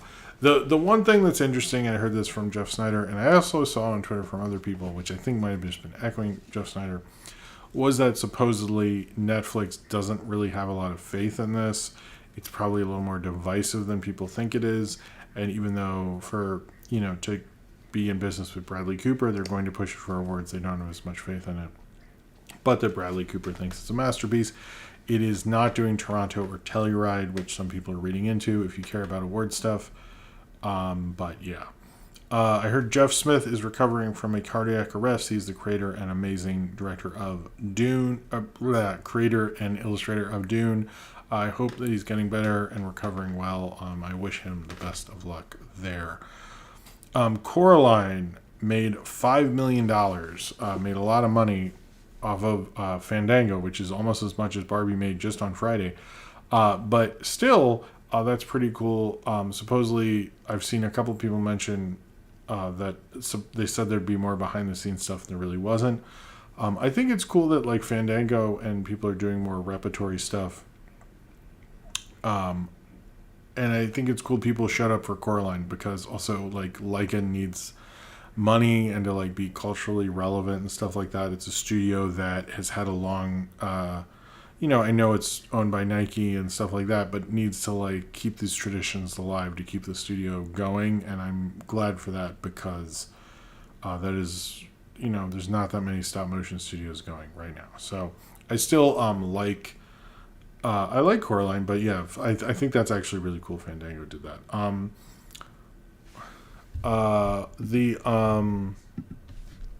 Okay. I'm actually not going to talk about it. It's just a film financier that went bankrupt, actually. So there has been some talk about the summer box office. Actually, okay, so Prey is actually getting a physical release. If you saw Prey, it was a movie I really liked. It's getting a Blu-ray and stuff like that. I'll probably buy it because I really love that movie. It's cool they're doing it like a year after it was being talked about, but I'm still happy they are. So that's pretty cool. Elemental and the summer box office. It's interesting what happened this summer, because I do think like everyone's like superhero movies are over. What are the top 5 highest grossing movies this summer? And like 2 and 3, I believe, were Guardians of the Galaxy and Across the Spider-Verse. So I think what happened, there were a lot of very expensive 2.5 hour to 3 hour movies. And Elemental, which costs a lot of money as well, but that eventually did well because Disney believed in it and kept it in theaters, which maybe Warner Brothers should learn from. But things like Indy 5 and Mission Impossible 7 Part 1 lost about $100 million each of their studios. I think with Indy 5, it's like a swan song sort of thing. And I guess I didn't see it. I want to see it eventually. But I think like, Harrison Ford doesn't care if he's making money still. So I think, or making box office dollars. So I think it's sort of like, who cares? Sorry, Disney, I guess. But Mission Impossible, like it had a bad release date. It took on a lot because of COVID. I think they should have pushed it to the winter. But it's also like not the greatest Mission Impossible. I think like it has some great sequences. But of the 3 hour like action blockbuster things, I think John Wick 4 was the best one of this year. And that made money. So I think you just have to be smart about what you're doing and make it good. Because even Fast X made $740 million, but it was on a budget of like $340. So it's like none of these things, like they've just gone too far. I think a lot of them want to be like Endgame and like have the part 1 and part 2 and each make $1 billion. I just don't see that, and they're all really long and like they're fine, but it's just like I think John Wick 4 knew what it was doing more. But it was an interesting summer because we had all this stuff. Nothing of that really made money. It was more of the summer of Barbenheimer and Spider-Verse, and like Guardians 3 was interesting because it seemed to have made money and bounced, basically. Like it made money that weekend. It was sort of big for a little bit. Then it like walked away. It's like one of the least culturally relevant summer movies. Even though it was I thought it was good. I was surprised how much we got rid of that. Two things. One, I keep seeing people bring this up, and I think it is worth noting that TMNT. First off, I've seen a lot of weird media about the Mutant Mayhem and how it's like not doing well. It is doing well. It cost $70 million.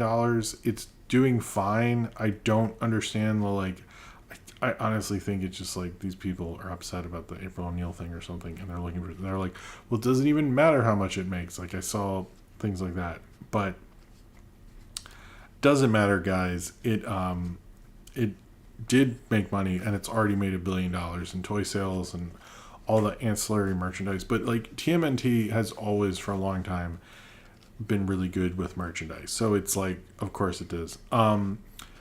The one other thing I'll talk about, because I want to do obituaries, is the thing about what's happening to award shows. And one, the Emmys moved to January and stuff. But the Golden Globes have been rejected pretty much by every network and Roku, as well as in England, Sky is losing the Oscars, basically. And I don't think the Oscars, I don't know if they made a new home, but Sky sort of just let the Oscars go, which is telling. I think award shows are down in the ratings, despite that, like, award punditry is, like, bigger than ever, but, like, the actual awards nobody cares about, which is totally bizarre. I think, they're becoming way less relevant. It's getting harder to put them on, but they didn't, like, go to streaming fast enough.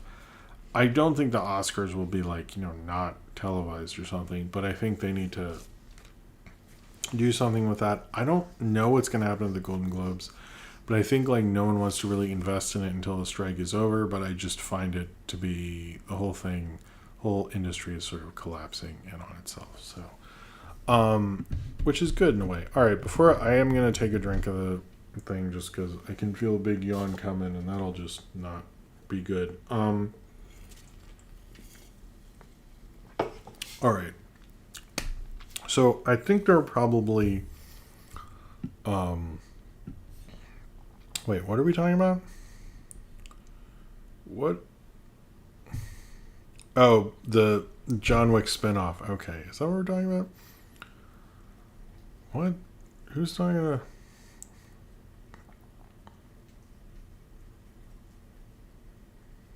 Oh, okay. I don't know what they're talking about. Anyway, Oscars on Tubi. That would be cool. Everyone's saying the Oscars should go to Tubi. Oscars should look in my chat and decide. I mean, I guess I don't think the Oscars themselves watches my show. Probably not. But anyway, okay. What was I going to say? All right. The two obituaries, I think. Paul Rubens, or Pee Wee Herman, died recently. I think you can't underestimate how important Pee Wee Herman was to where we are now. I think Pee Wee's Big Adventure is a great movie. It's what started the career of Tim Burton. But Pee Wee's Playhouse, so many creative artists worked on that show.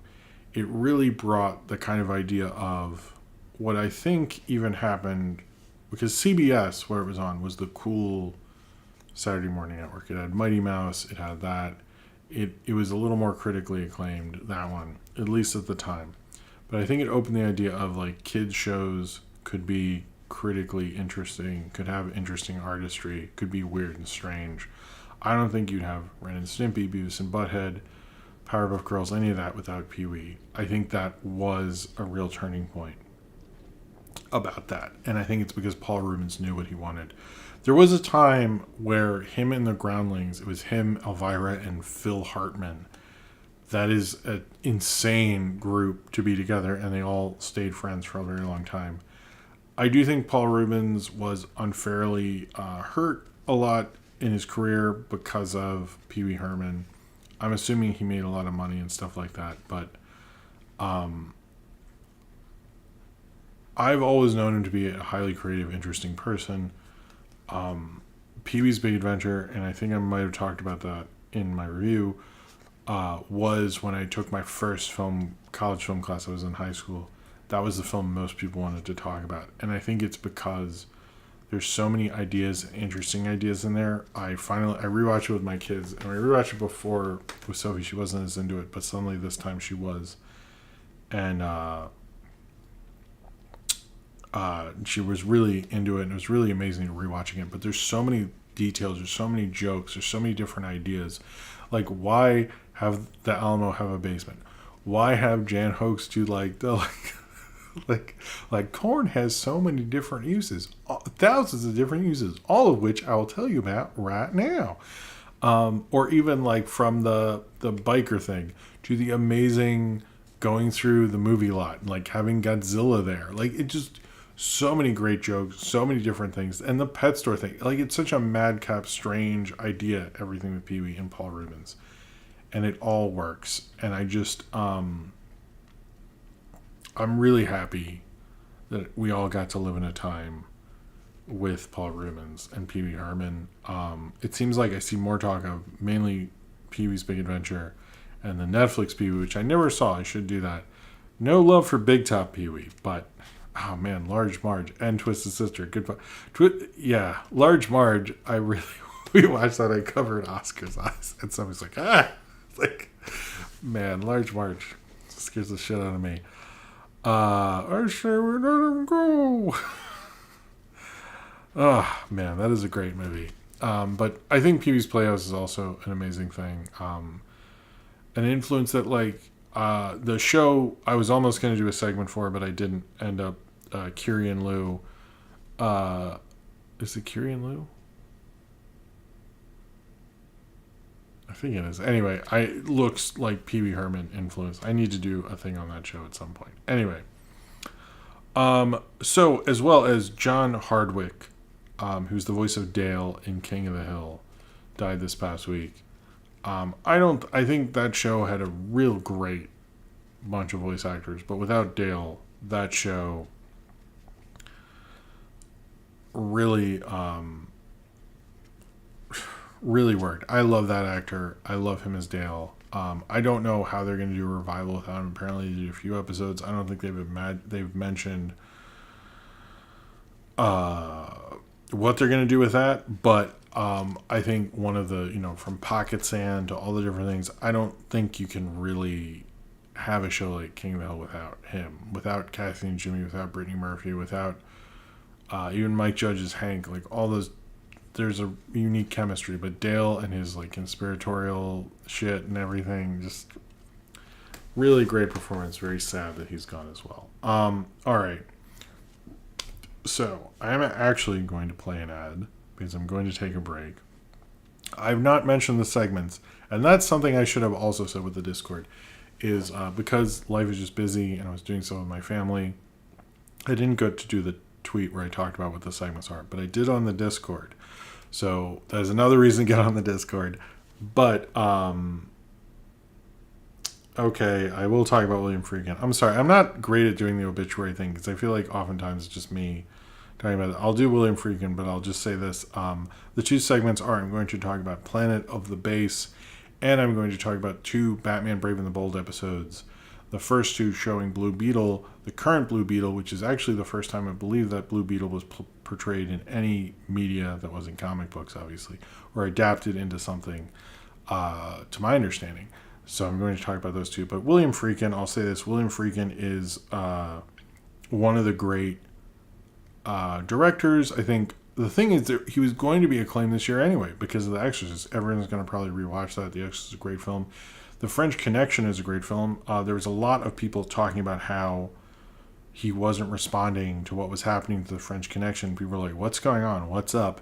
And we found out what's up. He obviously wasn't doing too well.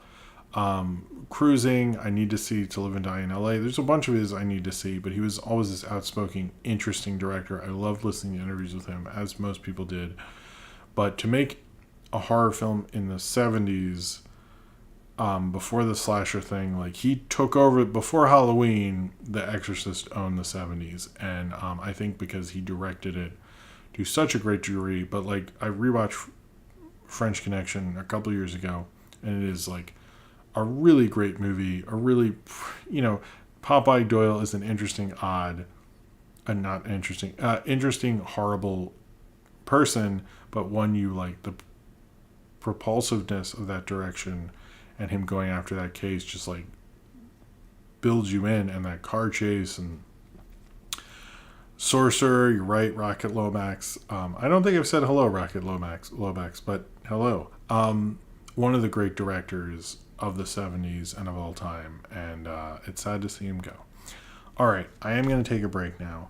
Then we will do Planet of the Base and the 2 Batman Brave the Bold episodes. If you're curious, they're both on HBO Max. One is the very first episode of Batman Brave the Bold, which was Rise of the Bluebeetle, and I'm talking about Fall of the Bluebeetle. I know there are other Bluebeetle episodes, but I'm focusing on those 2, and then we'll do questions and all that. All right, I will be right back. I'm just going to use the bathroom, and what? I thought it was weird who directed The Exorcist. Like, they're... What? I'm confused by that. Anyway, I'm going to ignore... I don't know what us saying there. I will be right back, and then we'll do the segments. All right, cool. See you soon. Oh, I'm going to play... Sorry. Need to play an ad. Sorry, gotta... Here, we're gonna... What? What's going on? Hold on. 1 second. Okay, now we're gonna... Okay, there's probably gonna be an ad. There we go. I'll be right back.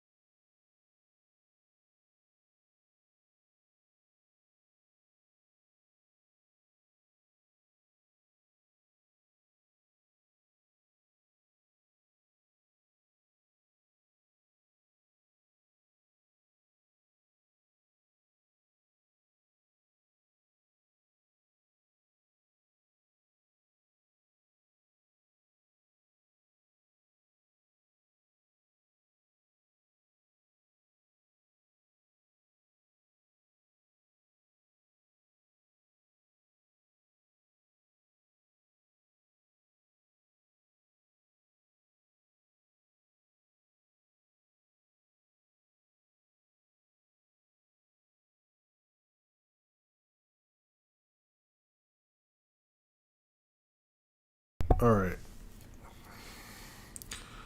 I'm glad even still that force ads still help Jim out. Don't get me wrong, but man, they have horrible Oh, I'm sorry, Cornbread, that they were doing that. By the way, I do not insert them. And by the way, if there's an older stream, I've been correcting this. I forgot to mention this. I've been forgetting to mention this. I've gone to older streams and found there's like a ton of ads. And I actually myself only put ads every like half hour when they're later. So if you ever see that, let me know, because that is not something I did. I would do it every like half hour basically, or around that. So if you see it like every 5 minutes, because I've gone back and YouTube has just like done that, message me and I will correct that. Okay, I am going to review the Superman anime. My daughter and I are having a lot of fun watching it.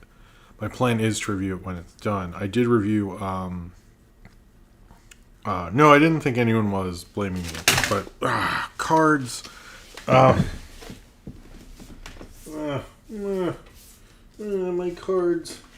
How can I be Two-Face? I dropped it all. What was I saying? Sorry. Yeah, I did review like the first two in a short, but anyway. All right. People didn't know who directed The Exorcist? That's weird. I didn't know that. If that's what you say, I believe you. I thought people kind of knew who directed The Exorcist. That's right. I thought people knew that. Maybe they don't. All right. Let's talk about Planet of the Base. I'm going to drink a little of this because it was a long day and I need to feel the energy get a little low. Hold on. I don't want this video to play. So we're going to go over the whole Planet of the Base thing, basically. So I really like this whole song. All the video. I really like this song. I like the original, I guess it's TikTok or short or whatever, of Planet of the Base. I love that. And I just love the whole energy of it. So basically the first one played with Billijana Electronica, right? And they're playing in the Oculus, which is a mall in New York. It's like a fancy mall. John Wick 2 was actually shot there, where they're like walking and he was like going, and like one, I think Keanu's up there and another guy's down there. Like, it's been in movies and stuff actually. But it does have like a unique kind of 90s music video look to it. When they shot it, I was like, oh, that's a perfect use of that location. But it's like a mall where you catch trains and stuff. There's a weird controversy, and a couple people I've seen comment. They're like, isn't that right near the World Trade Center Memorial? To clear this up, I see movies around there all the time. The World Trade Center Memorial is like a park. It was actually, the Oculus was supposed to be part. It was like planned for like a long time ago, and it was originally going to be part of the World Trade Center. Obviously, that's not there. So they still wanted to make this like transportation hub. So it is very close to it, but it's sort of like people hang out there. There's microbrews around there, all that stuff. So it's not in any way disrespectful or anything like that. But that's where it is, I guess. But they made good use of that location. It looked like one of those videos back then. I absolutely fucking loved it. I love the like how is what is it? How is the dream? What does it mean? Like, that's like, so it was like David Lynch movies be like, I like, Danger and Dance. And I love the girl who's Audrey Trollinger, who's Bellagio Electronica. She sold it so well. I thought she was like amazing. Like, she played it perfectly. Like, I totally believe she was one of those 90s girls and stuff like that. And this was all done by comedian Kyle Gordon. He is DJ Crazy Times, but his like girl is my favorite guy 6. I'm wanting more. Tell the world to stop the war. Just perfect. Just perfect. And I like that it's like, I was thinking about this like months ago. Like Andy Kaufman is famous for Latka, and Latka was a character who like you couldn't do today because people that'd be offensive. But I like that he did this, and it's not, I don't think, like mean spirited, because like oftentimes like Max Martin, who produced a lot of the Britney Spears stuff, like "Hit Me Baby One More Time," and like if you look at some of his lyrics, like it doesn't really make sense, and I think that he's sort of like making fun of that idea, as well as what would happen later, other '90s ideas. This is not a direct Europop parody. It's sort of a parody of like dance pop and all these things, and like to just I think people have been like, oh, that was true in Europop. And I'm like, what examples are there? But so he made the first one, which is a short, which is just like the first verse and DJ Crazy Times little, or I guess it's a chorus and then DJ Crazy Times verse. Then we got the second one, which is Belania with Mara only. This was probably the worst one. I didn't really like her very much. It was a different energy. I understand like artists would sometimes make several different videos of the same song.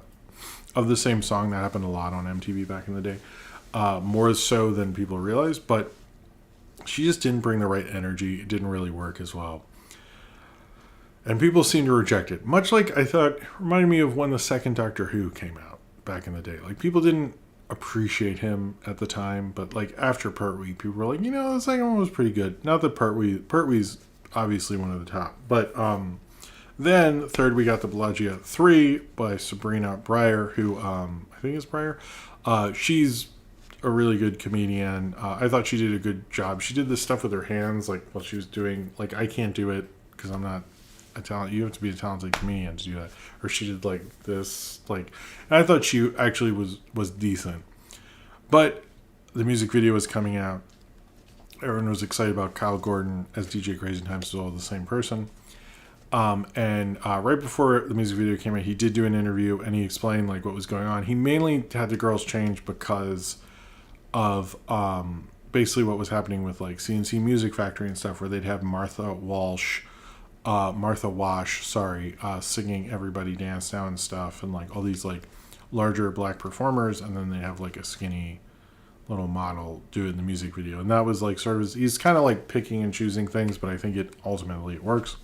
In the music video, we had the original Bellania Electronica Audrey Tollinger back, and I assumed in this music video, which is great, it's very 90s, very perfect, not as perfect as I think the first short was the best thing, but it was wonderful. It was like this culmination of the whole thing. It was great. I loved it. She's dancing with aliens. DJ Crazy Times is great in it. It's like very 90s, early 2000s music video. But I thought Audrey Tollinger was the person who sang this song. I really did. Because even she played it, when they played at the Jonas Brothers concert, which the Jonas Brothers are fans, they played for the Jonas Brothers. I thought, oh, she's singing, because I saw shorts of it. She is not. The vocalist, the person who is singing, How Does It Mean, is Chrissy Poland. It is none of these women. None of them. The original Bellagio Electronica did not sing the song. I'm sorry to tell you all this. I don't think it's that much of a shock. I was shocked when I looked this up today. I was like, how can this be? I don't understand it.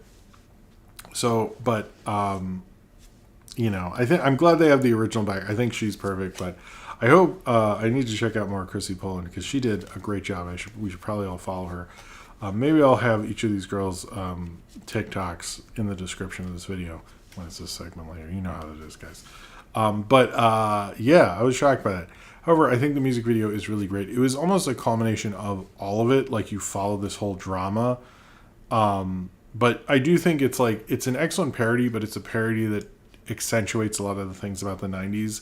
And I think a good parody of like Bill Clinton on SNL or Dana Carvey doing George Bush. It's like you accentuate certain things to make it like even funnier. And I think they did that in the right way. Like you can listen, if you go to the music video, you can find it on Spotify. I've been listening to it a lot. I really, Really like the song. It's fun as a joke, but it's also like a good bop, as the kids say. It's just so much fun. But I'm glad the original Biljana Electronica is back, even if she didn't sing the song. I saw that Amy Poehler sang along with it, which everyone who worked on it seems really happy with. But this is this is a very unique, wonderful song. I think they sort of nailed it with the first one, but I actually liked going through the whole journey of it. As someone who is terminally online, I really did like following the whole thing. It was fun. It was a fun era. I don't think we can do anything more with this. Maybe do an actual remix, which I think you could get away with. But I sort of think it's like, how could you top that music video? How could you top any of it? Yeah, it was the most fun song of the summer, I would say that. But he definitely like milked the song as much as he could. I think, Kyle Gordon did an amazing job with this whole bit. It really worked out. It's really just the same song, which they kept making interesting and kept making a song about. I did like when they'd have the different girls. People would always post like, "You're not my real mom" and stuff. Like, that was really funny. Just like a fun thing to go through. I think it's just a fun, wonderful thing. I love the use of the Oculus. I think they're all in New York locations, but the Oculus was just like absolutely perfect, and like she just sold it so well. And watching all those people being confused at the Jonas Brothers concert, I do think it's funny. There's so many people I know who don't know what this is at all.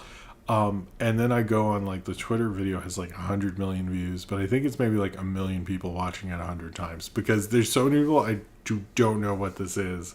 And then there's everyone else who's like obsessed with it. Like, if you're into it, you're into it. But it's just such a great thing of like the Europop stuff and the dance stuff, and like the idea of like in the 90s people like world peace, and they'd sort of joke about it, but they're like, hey, maybe. And now it's like, that's like that. I think it plays well because you don't get depressed that like people thought world peace was like attainable a little bit, and even as a joke. And it's like all like kind of like funny. I think it's like funny and harmless in a perfect 90s way. And I think that's sort of what worked about it. But it also like captures that so well. I think Audrey Tollinger deserves a lot of credit for selling as well as it does. The outfit is like perfectly 90s, or like late 90s. I think when people say perfectly 90s, to me like the 90s was like grunge and alternative music, and then pop came in like late 98. But it's so perfect at it. I love this. It was wonderful. I hope Kyle Gordon continues to make really good stuff. I like him on TikTok. He's doing some great stuff there. But this is a lot of fun. It's definitely one of my favorite pieces of media this summer. Absolutely. And I think it's also like, I love how they use the Oculus. I even like the music video. Those are the ones I've watched the most. 2 and 3, I think 2 is the worst. I think 3 is like better. But to me, it's like the original, the first impression, and that music video. And I like watching her dance with the aliens and all that. But like how she sells like, how does it mean? Just kills me every time. Just wonderful, wonderful. And I'm so glad I got to experience this summer. One of the better viral videos of recent memory. That captured, I think, something that captured all of us, but I think captured all of us in a nice, fun way. It didn't reveal some like haunting truth. The only haunting truth we all have to live with is Europop and dance music of the 90s, and that's a haunting truth I'm very happy to dance with at any time. All right, so let's talk about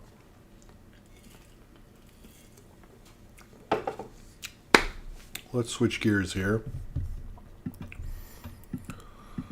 to Bluebeetle. So Bluebeetle, first big media appearance, to my understanding, if anyone wants to counter me on that, that's fine, was in Batman the Brave and the Bold. Apparently these episodes, or at least the character design, were looked at and an inspiration for the design of the movie. So I don't think it's out of turn talking about it. Oh, here we go. Hold on. 2J723 said, sent a super chat, said, Bluebeetle's deeds are really swell, but who will Who will break him out of his shell? The birds of prey, Batman. The birds of prey, Batman, the brave and the bold. I don't.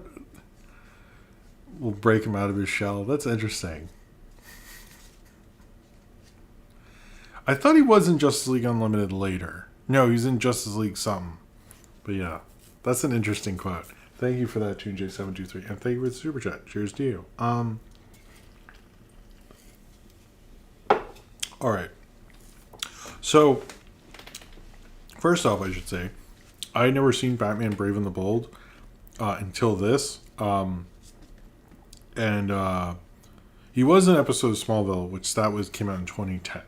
Apparently, this came out in 2008. So I'd never seen Batman Brave and the Bold before I had done this because I'd heard that's sort of where Bluebeetle started, at least in media. And I saw that the first episode of Batman Brave and the Bold is Rise of the Bluebeetle, and I was confused because I thought this was like a Batman show. And then I looked up Batman Brave and the Bold, and to my understanding, it's Batman and another DC character, and they go on a thing, and there's a moral lesson and all this stuff. I really didn't watch the show. I didn't get it. I kind of like it more than I watch this and understand him and a hero go on a journey, and there's sort of morals told throughout it. And I was like, oh, that's actually pretty cool. I've gone from what the fuck is this to oh, maybe I'd show my kids this. But in this, Bluebeetle is played by famous Hispanic actor Will Friedle from Boy Meets World. I think, when you think of Hispanic actors, you think of him. He voices Bluebeetle in this show. So in this one, Rise of Bluebeetle, you don't actually see... Yeah, it's okay, well, I'll get to that, sorry. But in Rise of Bluebeetle, you don't actually see him get the Scarif and become Bluebeetle and all this stuff. You just see him kind of go on... Batman show up, and they're like, oh, let's go on this thing, and Batman wants to see how much of a hero he is. And this one also ties into the next episode I will talk about. It actually does. You want to see if Bluebeetle is a good hero. They have to stop some space thing, and they end up in a wormhole and go to this weird planet where sort of weird cell creatures are there.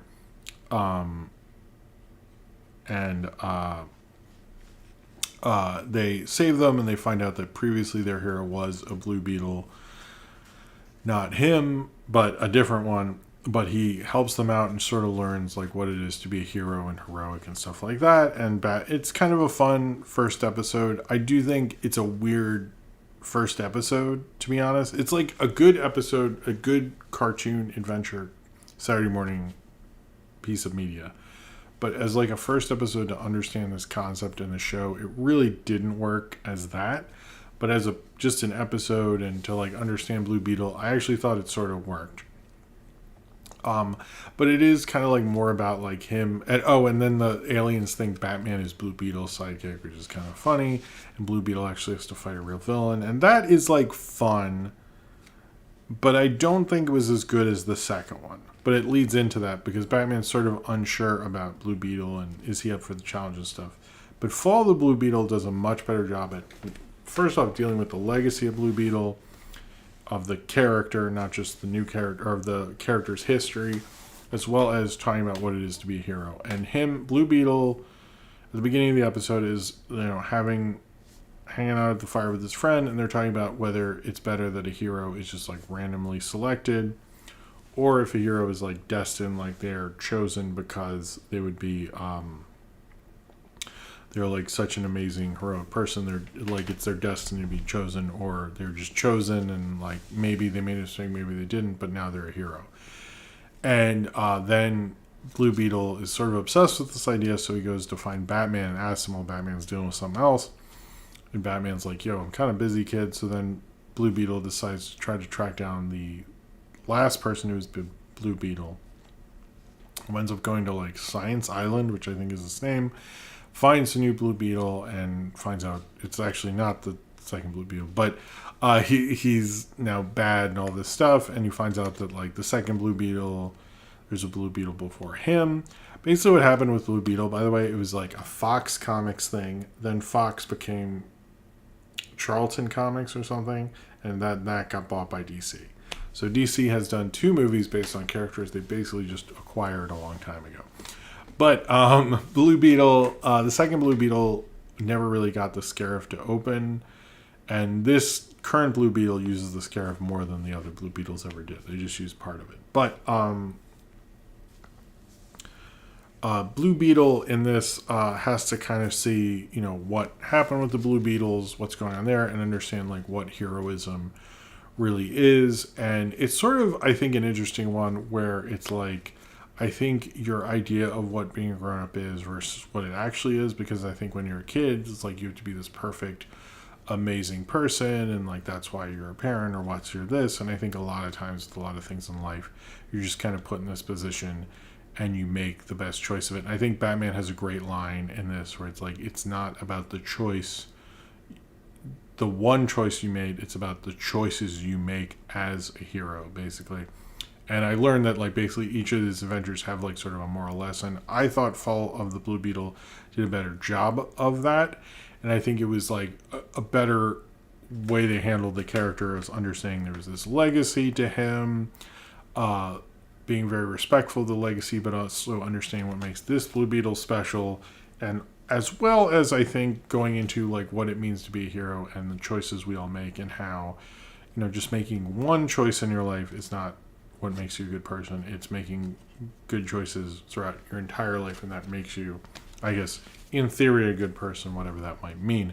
But I think it is actually like this. Fall of the Blue Beetle was not only a much more compelling story, I thought it was a great episode of TV for kids, particularly into Batman, and telling them like, you should be making the right decisions, and that's what makes you a great character, or great person. I thought they were really cool. I sort of get why people who saw this like this help Blue Beetle rise throughout the years and stuff like that, because I think it plays off of like, these two lead into each other, and Batman says like you hear him thinking, which is one of the things comic book media doesn't do a lot, but comic books do, which I always find odd, is that Batman is like, he has made a good hero. And I think this is kind of a culmination, these two. I would recommend watching both because you get the arc a little better, and it's a good 1 and 2 thing there. This did get me a little more hype for Blue Beetle, because I was like, oh, he's like a character who is in the DC universe, is interested in these characters, but is like sort of unsure of himself, and also has the confidence of a kid, but is also questioning like where his place is and stuff like that. I know there are other episodes with Blue Beetle that people also consider major things. I just picked these 2, but I was happily surprised with it. I think after watching my first exposure to Batman Brave and the Bold, it seems like an actual pretty cool show. I kind of want to watch more of it.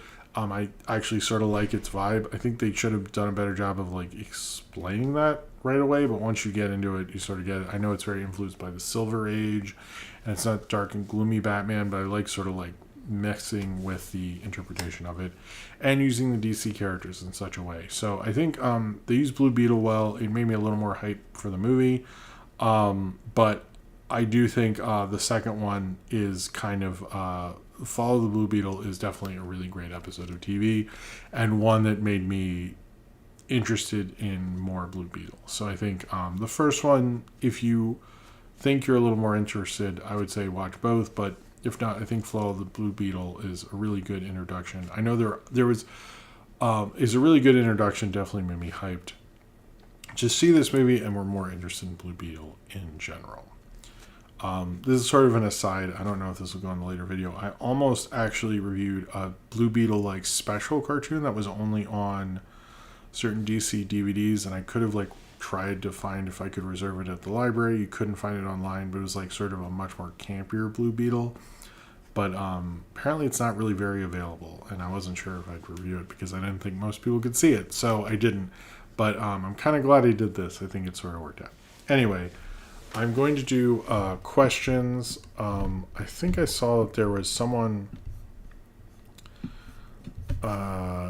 the last question will be this person who asked me a question on the on the community post, just because they didn't think they'd be able to be here. So I'll do that. Also, before I get into other questions, I wanted to mention this. Someone left a really interesting comment on my Marshall Lucas review talking about all the guild stuff with George Lucas and like why the guilds don't mess with him, why those people weren't around. And I thought that was actually a really cool comment. So go to the Marshall. It's a really long comment, so I'm not going to read it, but you should do that. Anyway, let me do the Patreon questions first. Nathaniel Foga says on the topic of the Blindside, what's your favorite movie based on a true story? I guess French Connection is, but I don't know if that's my favorite. Probably either Amadeus or maybe Social Network. I'll go with those two. Yes, I'll do that. Sinram, what's your favorite Barbenheimer debut movie weekend other than the actual Barbenheimer? Of course. I want to bring up that Sinram actually made a video about similar Barbenheimers, like two cool movies that came out the same weekend. It's actually really good. Check it out if you have not. I saw Pokemon, the first movie, and Dogma in the same weekend at the same theater, actually. I saw Dogma Saturday, Pokemon, the first movie, Sunday, and that one's always stuck out to me as a 2-movie weekend. I think I saw like Bowling for Columbine, Tuck Everlasting, and Punch Drunk Love the same weekend, but that doesn't seem as cool. I'm trying to think what other ones. I think I saw like Judge Dredd and End of Watch like back to back, but End of Watch became a parody. Yeah, that was an interesting one. I'm trying to think. I saw Wreck-It Ralph and Flight. So there's not as many good ones. I'm just gonna say Pokemon and Dogma. Okay, Austin says, "Hey Jim, this is the last Patreon question in typical Austin fashion. Hey Jim, what a radical show. So last night during the Discord watch party of TMNT 2 Secret of the Ooze, the Foot Clan lair looks like a junkyard from Fat Albert compared to the lair from the first movie that had a skate ramp, an arcade machine, soda, and basketball. It was basically like a late 80s, early 90s version of the Pleasure Island from Pinocchio. It's a good analogy. It's true.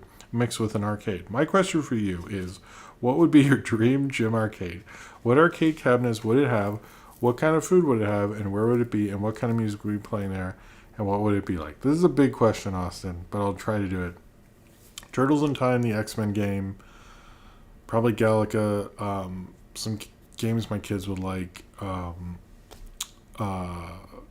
What's that game with the ball? Probably a bunch of like Whack-A-Mole, stuff like that. Whack-A-Mole, but with the Gators, I would do that. It'd be a lot of pizza. Since it's an arcade, I would either play like Jimi Hendrix, Ramones, a lot of punk, a lot of Ramones, a lot of Exploited, a lot of maybe some Nirvana, maybe some Guns N' Roses, maybe some Early Against Me, because I like that a lot. Stuff like that. And Cyndi Lauper. I think I answered all that, right? The vibe would be chill. That's what I think. All right. That's a big one. Skee ball. Yeah, I would want skee ball. My kids like skee ball. I like skee ball. Everybody likes skee ball. Okay, Zane Powers. Who do you blame most for The Blindside? The director, the original author, the studio, or the family? I would say the family, the director, the studio. I hear the book's different. I have not read the book, so I'm going to put him last, but he did sort of bring it up. Cornbread, question. With Scott Pilgrim on the horizon, we're getting an Eastern adaptation of a Western property. When the reverse is more common, what's another anime you would like on a Western property? I know that I will say, and I know this is going to sound lame, but the manga of Star Wars, the original trilogy, is really great. If they did an actual anime retelling with just the original audio, I think that would actually be really cool. But if it was going to be a property, either X-Men, TMNT would be good. I think those two. I'm going to stick with that. What kind of cake did you have on your birthday, Nathaniel Foga? I had... Did we have cake? I don't think I did. I think we just had like food and stuff. I had ice cream, maybe. Do I have ice cream? I forgot what I had for dessert that night. Whatever, I was fine. I was happy. I I don't think I had cake, but usually it's a chocolate cake. So anyway, it's okay, Austin. I sort of thought that's what you were doing, but I didn't. I was confused. Zane Powers, who the fuck is Presley Crowder? Can you tell me why he was such a bad critic? He's probably not as bad as I make him out to be, although I did look up his reviews and I read them and I thought they were shit. But Pauline Kael like hated him, and I know I'm very much a Kael person, so I think that's probably part of it. But he was a critic for the Times. He just like sort of liked a lot of studio stuff and hated things that are different, and he was just ultimately awful. I know sometimes, every now and then, I'll hear like he had a good opinion on something, and I'm like, ugh, it's even worse. I hate that fucking guy. All right. David Zaslav, this is another from Zane Powers. David Zaslav boasted they saved $1,000 by not paying people. Why studios never pay people ever and get free money like that? Well, basically, it's like in COVID where they're like, oh, we're not making anything. We have all this money. I don't know why studios are like that. I think people generally disregard artists and art and think they can just like exploit these people and don't care about the ramifications of it. But what they don't realize, especially now, and this is something that Steven Soderbergh talked about in High Flying Bird, is a lot of these people can go other places. And I think like these studios are playing hardball at the wrong time. Because it's like much easier because of technology to make your own shit. And I wouldn't be surprised if you see more and more people going independent because they have the time to figure it out. So I would think if I was a studio, I would not want to fuck with that stuff. Because the only thing that's keeping these people there is money.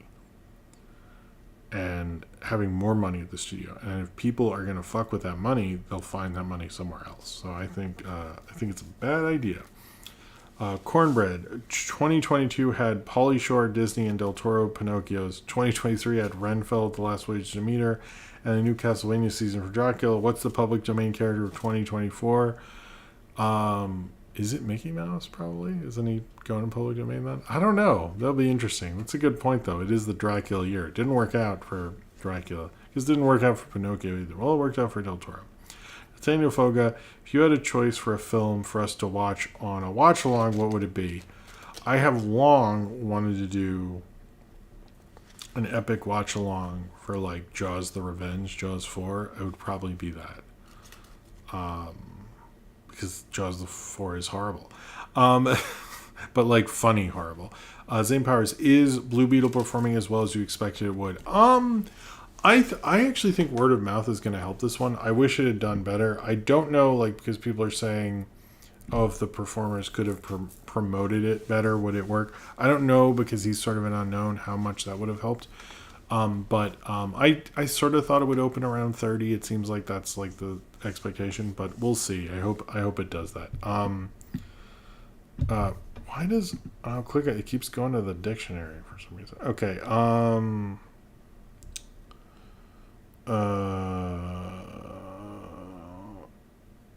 Oh, they both had animes? Oh, wow. Did you notice during the Brave and the Bold credits, I also noticed it just said Bob Kane and not Bill Finger. I think this is before the Bill Finger thing was like really pushed through. I'm not 100%, but it should say both names, if not just Bill Finger. But do you feel you're going to stick with the beard, Nathaniel Foga? Right now I do. I like the beard. Oh, because I meant to mention this at the beginning. I've shot like a lot of videos. I just haven't had the time to edit them.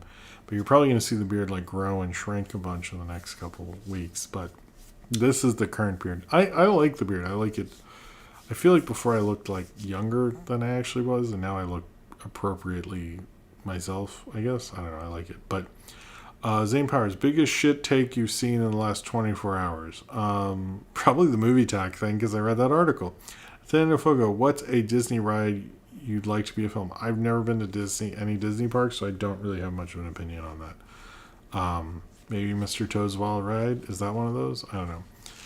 Zane Powers, when are the NFT bros going to take a W? I don't know. Probably not too soon. Block C Oxenwinkle, when is Kevin James getting another superhero film? I don't know. You know what? He wouldn't be a bad thing. He wouldn't. Thoughts on Elon Musk deleting every piece of media on Twitter from before 2014? I didn't know that. That's bullshit. I hate that. Zane Powers, was it brave of those Britney Spears reporters to say that they regret nothing in regards to how they treated her? No, I don't understand when people say that. That's awful. Cornbread. I think this is the last one. Mentioned before, but did you see the Batman Brave and the Bold had an episode with the beginning segment that was a crossover with a classic Space Ghost? It's short, but it's fun. I did not. Which episode is that, actually? I'm kind of curious about that. I didn't know that. That's interesting. Maybe I'll watch that Brave and the Bold. All right, I should go because I am fading. I'm getting sleepy. But I want to thank everybody. What are good movies to watch after a wedding? Drinks a lot below. You know what? Lovers Rock. That's a good one from the Steve McQueen directed. It's a party movie, and it's one you can just chill out with, and it's not too long. All right, I am officially very tired. I don't want to fall asleep on stream, so let's end that here. I want to thank you all for being here. I'm sorry it's been ups and downs and all that stuff. There is a review I am planning. I hope it will be the movie review winner from a little bit ago. I'm hoping I can get that out. Season 3, episode 9. I'll remember that. But thank you all for being here. Thank you all for the super chats during the show. I really appreciate it. Thank you just for being supportive and all that stuff. There was a question I need to read. Hold on. Where are you? Okay, someone did this on the thing, and normally you can only write in for later on Patreon, but this is a newer person. I'm going to let them go on this. Kim2219 says, neat. Since I won't be able to attend the show, I hope you don't mind me leaving a question for the show. Taking into account that both Disney Plus and HBO Max are already beginning to lose subscribers just 3 years into their lifespan, do you think there's a possibility the streaming wars could end sooner than expected? I think the streaming wars are sort of over. It's more just the streaming lifestyle we all live in. So I would say the streaming wars are never fully over, but I think the streaming wars as we knew them before are, because they're just trying to figure out how to keep this going as a business, not just keep growing in terms of subscribers, and trying to keep people interested and not jumping ship all the time. That's basically what's happening. Anyway, that's it. Thank you very much. I'm hoping to do streams more frequently, but it never fully works out. But I am working on the cartoons. I would like to do a big launch and do a stream for each one of those. But we'll see. It's more just based on my energy levels and things like that. But I'm glad to have done this. I hope I made sense and sounded good and you guys enjoyed it. But everyone have a good night. Good luck with everything. Good luck with your lives. Good luck with all that stuff. Thank you for watching the videos. As always, thank you for subscribing. Thank you for liking this video. And thank you for being here. I hope you all have a good night and a pleasant Sunday. And I will see you all next time. All right. Bye.